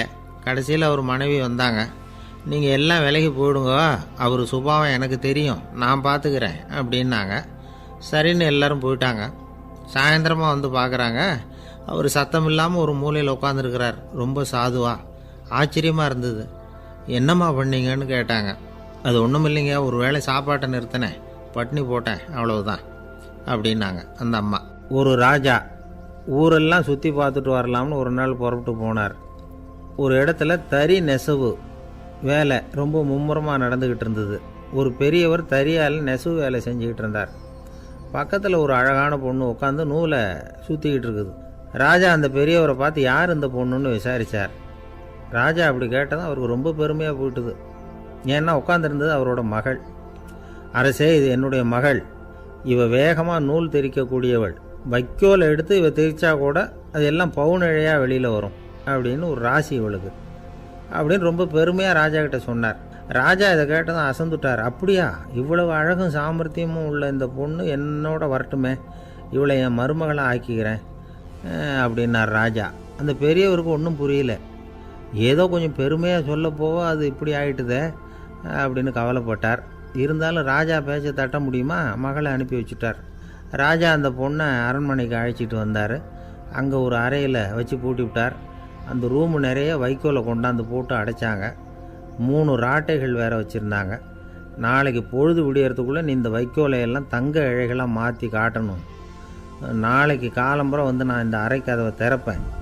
உன் தகப்பன் சொன்னது மாதிரி எல்லாம் தங்கமாக மாறி இருக்கணும், இல்லைன்னா நீ உயிர் தப்ப முடியாது அப்படின்னு உத்தரவு போட்டார். பாவம் அந்த பொண்ணு என்ன பண்ணும், பகல் பூரா அழுதுகிட்டே உட்காந்துருக்குது. ராத்திரி பூராவும் தூக்கம் வரல. மறுநாள் அதிகாலை நேரத்தில் யாரோ கதவை தட்டுற சத்தம் கேட்டுது. பயந்துக்கிட்டே கதவை திறக்கிறா. திறந்து பார்த்தா வெளியில் 3 அவலட்சணமான பெண்கள். ஒருத்திக்கு கால் அகலமாக முறை மாதிரி இருக்குது, இன்னொருத்திக்கு கட்டை விரல் கரண்டி மாதிரி பெருசாக இருக்குது, 3ஆவது பொண்ணுக்கு உதடு தடித்து ரப்பர் மாதிரி தொங்கிக்கிட்டு இருக்கு. யார் நீங்கள், உங்களுக்கு என்ன வேணும் அப்படின்னு கேட்குது இந்த பொண்ணு. நாங்கள் உங்களுக்கு உதவி செய்கிறதுக்கு தான் வந்திருக்கிறோம் அப்படின்னு சொல்லி உள்ளே வந்தாங்க. உட்காந்தாங்க. கொஞ்ச நேரத்துக்குள்ளே உள்ளே இருந்த வைக்கோலையெல்லாம் தங்க இழைகளாக மாற்றி கொடுத்துட்டு போயிட்டாங்க. காலையில் ராஜா வந்தார், பார்த்தார். ஆகா பேஷுனார். இன்னும் கொஞ்சம் வைக்கோலை கொண்டாந்து அந்த ரூமில் போட சொன்னார். இந்த வைக்கோலையும் இன்றைக்கி தங்கமாக மாற்றிவிடு, நாளைக்கு மறுநாள் உனக்கும் இளவரசனுக்கும் கல்யாணம்னு சொல்லிவிட்டார். இன்றைக்கி ராத்திரி அந்த 3 பொண்ணுங்களும் வந்தாங்க. வைக்கோலை பொண்ணு இழைகளாக மாற்றினாங்க, புறப்பட்டாங்க. இந்த பொண்ணு அவங்க காலில் விழுந்து வணங்கினா. என் உசுரை காப்பாற்றினீங்க, உங்களுக்கு நான் என்ன கைமாறு செய்ய போகிறேன் அப்படின்னா. பயப்படாத, நீ விரும்பினா எங்களுக்கு ஒரு உதவி செய்யலாம். உன்னுடைய கல்யாணத்துக்கு நாங்கள் 3 பேரும் வரோம். நீ எங்களை வரவேற்று ராஜாக்கிட்டேயும் இளவரசர்கிட்டையும் நாங்கள் உன்னோட பெரியப்பா பொண்ணுங்கன்னு சொல்லி அறிமுகப்படுத்தி வை, நாங்கள் விருந்து சாப்பிட்டுட்டு போயிடுறோம் அப்படின்னாங்க. ரொம்பவும் சந்தோஷமாக சரின்னு ஒத்துக்கிட்டா. கல்யாண நாள் வந்தது. கல்யாணம் ரொம்ப கோலாகலமாக நடந்துக்கிட்டு இருக்கு. எல்லா தேசத்து ராஜா ராணிகளும் வந்துக்கிட்டு இருக்கிறாங்க. அந்த 3 அவலட்சணமான பொண்ணுங்களும் சேர்ந்தாங்க. யார் இவங்கன்னு கேட்டார் ராஜா. என் பெரியப்பா பொண்ணுங்க அப்படின்னா அந்த பொண்ணு. காலும் உதடும் கட்டை விரலும் ஏன் இப்படி உங்களுக்கு அவலட்சணமாக ஆயிட்டுது அப்படின்னு கேட்டார். அதுக்கு அந்த பொண்ணுங்க பதில் சொன்னாங்க. என்ன செய்கிறது, ஓயாமல் வைக்கோலை நூற்று ஒருத்தியோட கட்டை விரல் அப்படி கரண்டி மாதிரி ஆயிட்டுது. நாக்கில் தொட்டு தொட்டு திரிச்சதுனால ஒருத்தியோட உதடு அப்படி ஆயிட்டுது. காலால் கட்டையை அழுத்தி அழுத்தி தறி போட்டதுனால இன்னொருத்தையோட கால் அப்படி ஆயிட்டுது. உங்கள் மருமகளாக வந்திருக்கிற இந்த பொண்ணு அந்த 3ஐயுமே செய்ய தெரிஞ்சவ தான். என்ன ஆக போதோ இன்னும் கொஞ்ச நாளில் அப்படின்னாங்க. அவ்வளவுதான். ராஜா பயந்துட்டார். அம்மா, இன்னையிலேருந்து நீ இளவரசனின் மனைவி. நீ எப்பவும் அழகாக இருக்கணும். அதனால் நீ இனிமேல் வைக்கோலை திரிக்கவே கூடாது அப்படின்னு உத்தரவு போட்டார். அவளை இக்கட்டான சூழ்நிலையிலிருந்து காப்பாற்றின அந்த 3 பொண்ணுங்களும் சந்தோஷமாக திரும்பி போயிட்டாங்களாம். சுவாமி சின்மயானந்தர் இந்த கதையை சொல்லியிருக்கிறார். தன்னலம் மறந்து சுயலாபத்தை தியாகம் செய்கிறது வைக்கோல்லேருந்து தங்க இழையை நூக்கிறது மாதிரி அப்படிங்கிறார் அவர். அது இருக்கட்டும், இப்போ நம்ம கதைக்கு வருவோம். ஒரு ராஜா தன்னோட மகனுக்கு சுயவரம் நடத்தினார். எல்லா தேசத்திலிருந்தும் ராஜகுமாரர்கள் வந்திருந்தாங்க. ராஜகுமாரியை கல்யாணம் பண்ணிக்கலாம்ங்கிற ஆசையில் சுயம்பர மண்டபத்திலேருந்து எல்லா ராஜகுமாரர்களும் அலறி அடிச்சுக்கிட்டு வெளியில் ஓடி வந்துக்கிட்டு இருக்கிறாங்களாம். ஏன் இப்படி எல்லாரும் மிரண்டு போய் ஓடி வர்றாங்கன்னு கேட்டார் ஒருத்தர். அதுக்கு இன்னொருத்தர் விவரம் சொன்னார். ராஜகுமாரியை இன்றைக்கி தான் அவங்க நேரில் பார்த்தாங்களாம், அதுதான் அப்படி ஓடி வந்துக்கிட்டு இருக்கிறாங்க அப்படின்னார். ஒரு தடவை நாரதர் ஒரு தெரு வழியாக போய்கிட்டு இருந்தார். வழியில் ஒருத்தர் வேத சாஸ்திரம்லாம் படிச்சுக்கிட்டு உட்காந்துருந்தார். அவர் நாரதரை பார்த்து எங்கே போயிட்டுருக்குறீங்கன்னு கேட்டார். கடவுளை பார்த்துட்டு வரலாம்னு போயிட்டுருக்கிறேன் அப்படின்னார் நாரதர். அப்படின்னா அவர்கிட்ட எனக்கு எப்போ முக்தி கிடைக்கும்னு கேட்டுட்டு வாங்களேன் அப்படின்னார் இவர். சரி, கேட்டு வரேன் அப்படின்னு சொல்லிவிட்டு நாரதர் நடந்தார். கொஞ்சம் தூரத்தில் ஒரு மரத்தடியில் ஒரு தொழிலாளி செருப்பு தைச்சிக்கிட்டு உட்காந்துருந்தார். அந்த ஆளும் அதே மாதிரி கேட்டுக்கிட்டார். எனக்கு எப்போ முக்தி கிடைக்கும்னு கடவுள்கிட்ட கேட்டுக்கிட்டு வாங்களேன்னார். அவர்கிட்டையும் சரின்னு சொல்லிவிட்டு நாரதர் நேராக வைகுண்டத்துக்கு சேர்ந்தார். கடவுளை பார்த்தார். இவங்க 2 பேரும் சொல்லி அனுப்பின விஷயத்தை பற்றி கேட்டார். அதுக்கு கடவுள் சொன்னார், அந்த செருப்பு தைக்கிற தொழிலாளி உடல் நீத்ததும் உடனே என்னை அடைவான். ஆனால் அந்த சாஸ்திரம் படித்த ஆள் இப்போதைக்கு என்கிட்ட சேர மாட்டான். அவன் இன்னமும் பல பிறவிகள் எடுத்து அங்கேயே இருக்க வேண்டியிருக்குது. எப்போ இங்கே சேருவான்னு எனக்கே தெரியாது அப்படின்னார். நாரதருக்கு இதோட ரகசியம் என்னங்கிறது புரியல. எனக்கு ஒன்றும் புரியலையேன்னாரான் கடவுள்கிட்ட.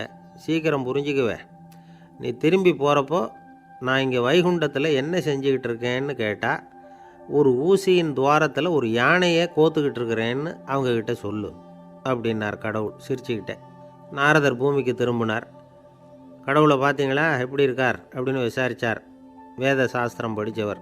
ஓ பகவானா, அவர் யானையை ஊசியின் காதில் நுழைச்சிக்கிட்டு இருக்கிறார் பார்த்தேன்னார் நாரதர். ஊசி காதில் யானையா, அது எப்படி முடியும்? நீங்கள் சொல்கிறத நான் நம்ப மாட்டேன்னு விட்டார் அவர். சரி, இந்த ஆளுக்கு இறைவன் பேரில் நம்பிக்கை இல்லை அப்படிங்கிறத நாரதர் புரிஞ்சுக்கிட்டார். அடுத்தபடியாக அந்த தொழிலாளி இருந்த இடத்துக்கு போனார். இறைவனை பார்த்தீங்களான்னு கேட்டார் அவர். பார்த்தேன், ஒரு ஊசி துவாரத்தில் யானையை கோத்துக்கிட்டு இருந்தார் அப்படின்னு சொல்லிவிட்டு நாரதர் அந்த ஆள் முகத்தை கவனித்தார்.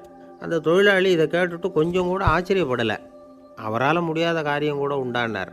என்ன இப்படி சொல்கிற, ஊசியின் துவாரத்தில் யானையை கோக்க முடியும்னு நீ நம்புறியா அப்படின்னு கேட்டார் நாரதர். நிச்சயமாக நம்புகிறேன்னார் அவர். அது எப்படி அப்படின்னு கேட்டார் இவர். இதோ பாருங்கள், நான் இந்த ஆலமரத்தடியில் தான் தினமும் உட்காந்துருக்கிறேன். தினமும் இந்த மரத்திலிருந்து எவ்வளவோ பழம் கீழே விழுது. இந்த பழத்தில் இருக்கிற ஒவ்வொரு விதையிலேயும் உள்ள ஒரு ஆலமரம் இருக்குது. ஒரு சின்ன விதைக்குள்ள ஒரு பெரிய ஆலமரம் இருக்க முடியுங்கிறப்ப ஊசி துவாரத்தில் கடவுள் வந்து யானையை நுழைய வச்சாருங்கிறத ஒத்துக்கிறதுல என்ன கஷ்டம் இருக்குது அப்படின்னு ரொம்ப சர்வசாதாரணமாக பதில் சொன்னாராம் அந்த தொழிலாளி. நாரதர் யோசனை பண்ணார், இந்த தொழிலாளி வேத சாஸ்திரங்களையெல்லாம் படிக்கலைன்னா கூட அறிவுபூர்வமாக சிந்தித்து இறைவனை நம்புகிறான்.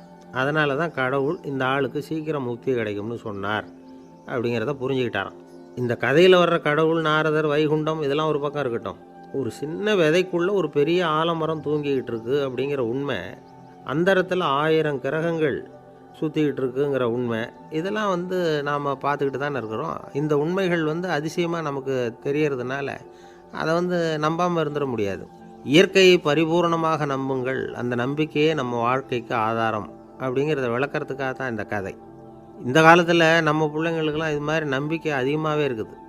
ஒரு நாள் ஒரு சின்ன பையன்கிட்ட கேட்டேன், ஏன்பா கடவுள் வந்து ஒரு பானைக்குள்ளே ஒரு யானையை நுழைய வச்சுட்டாருன்னு சொன்னால் அதை நீ நம்புவியா அப்படின்னு கேட்டோம். நம்புவேன் சார், அது ஒன்றும் பெரிய அதிசயம் இல்லைன்னா. எப்படிறான்னு கேட்டோம். எப்படின்னா அந்த பானை வந்து அந்த யானையை விட பெருசாக இருந்திருக்கும், அவ்வளவுதான் அப்படின்னு சொல்கிறான்.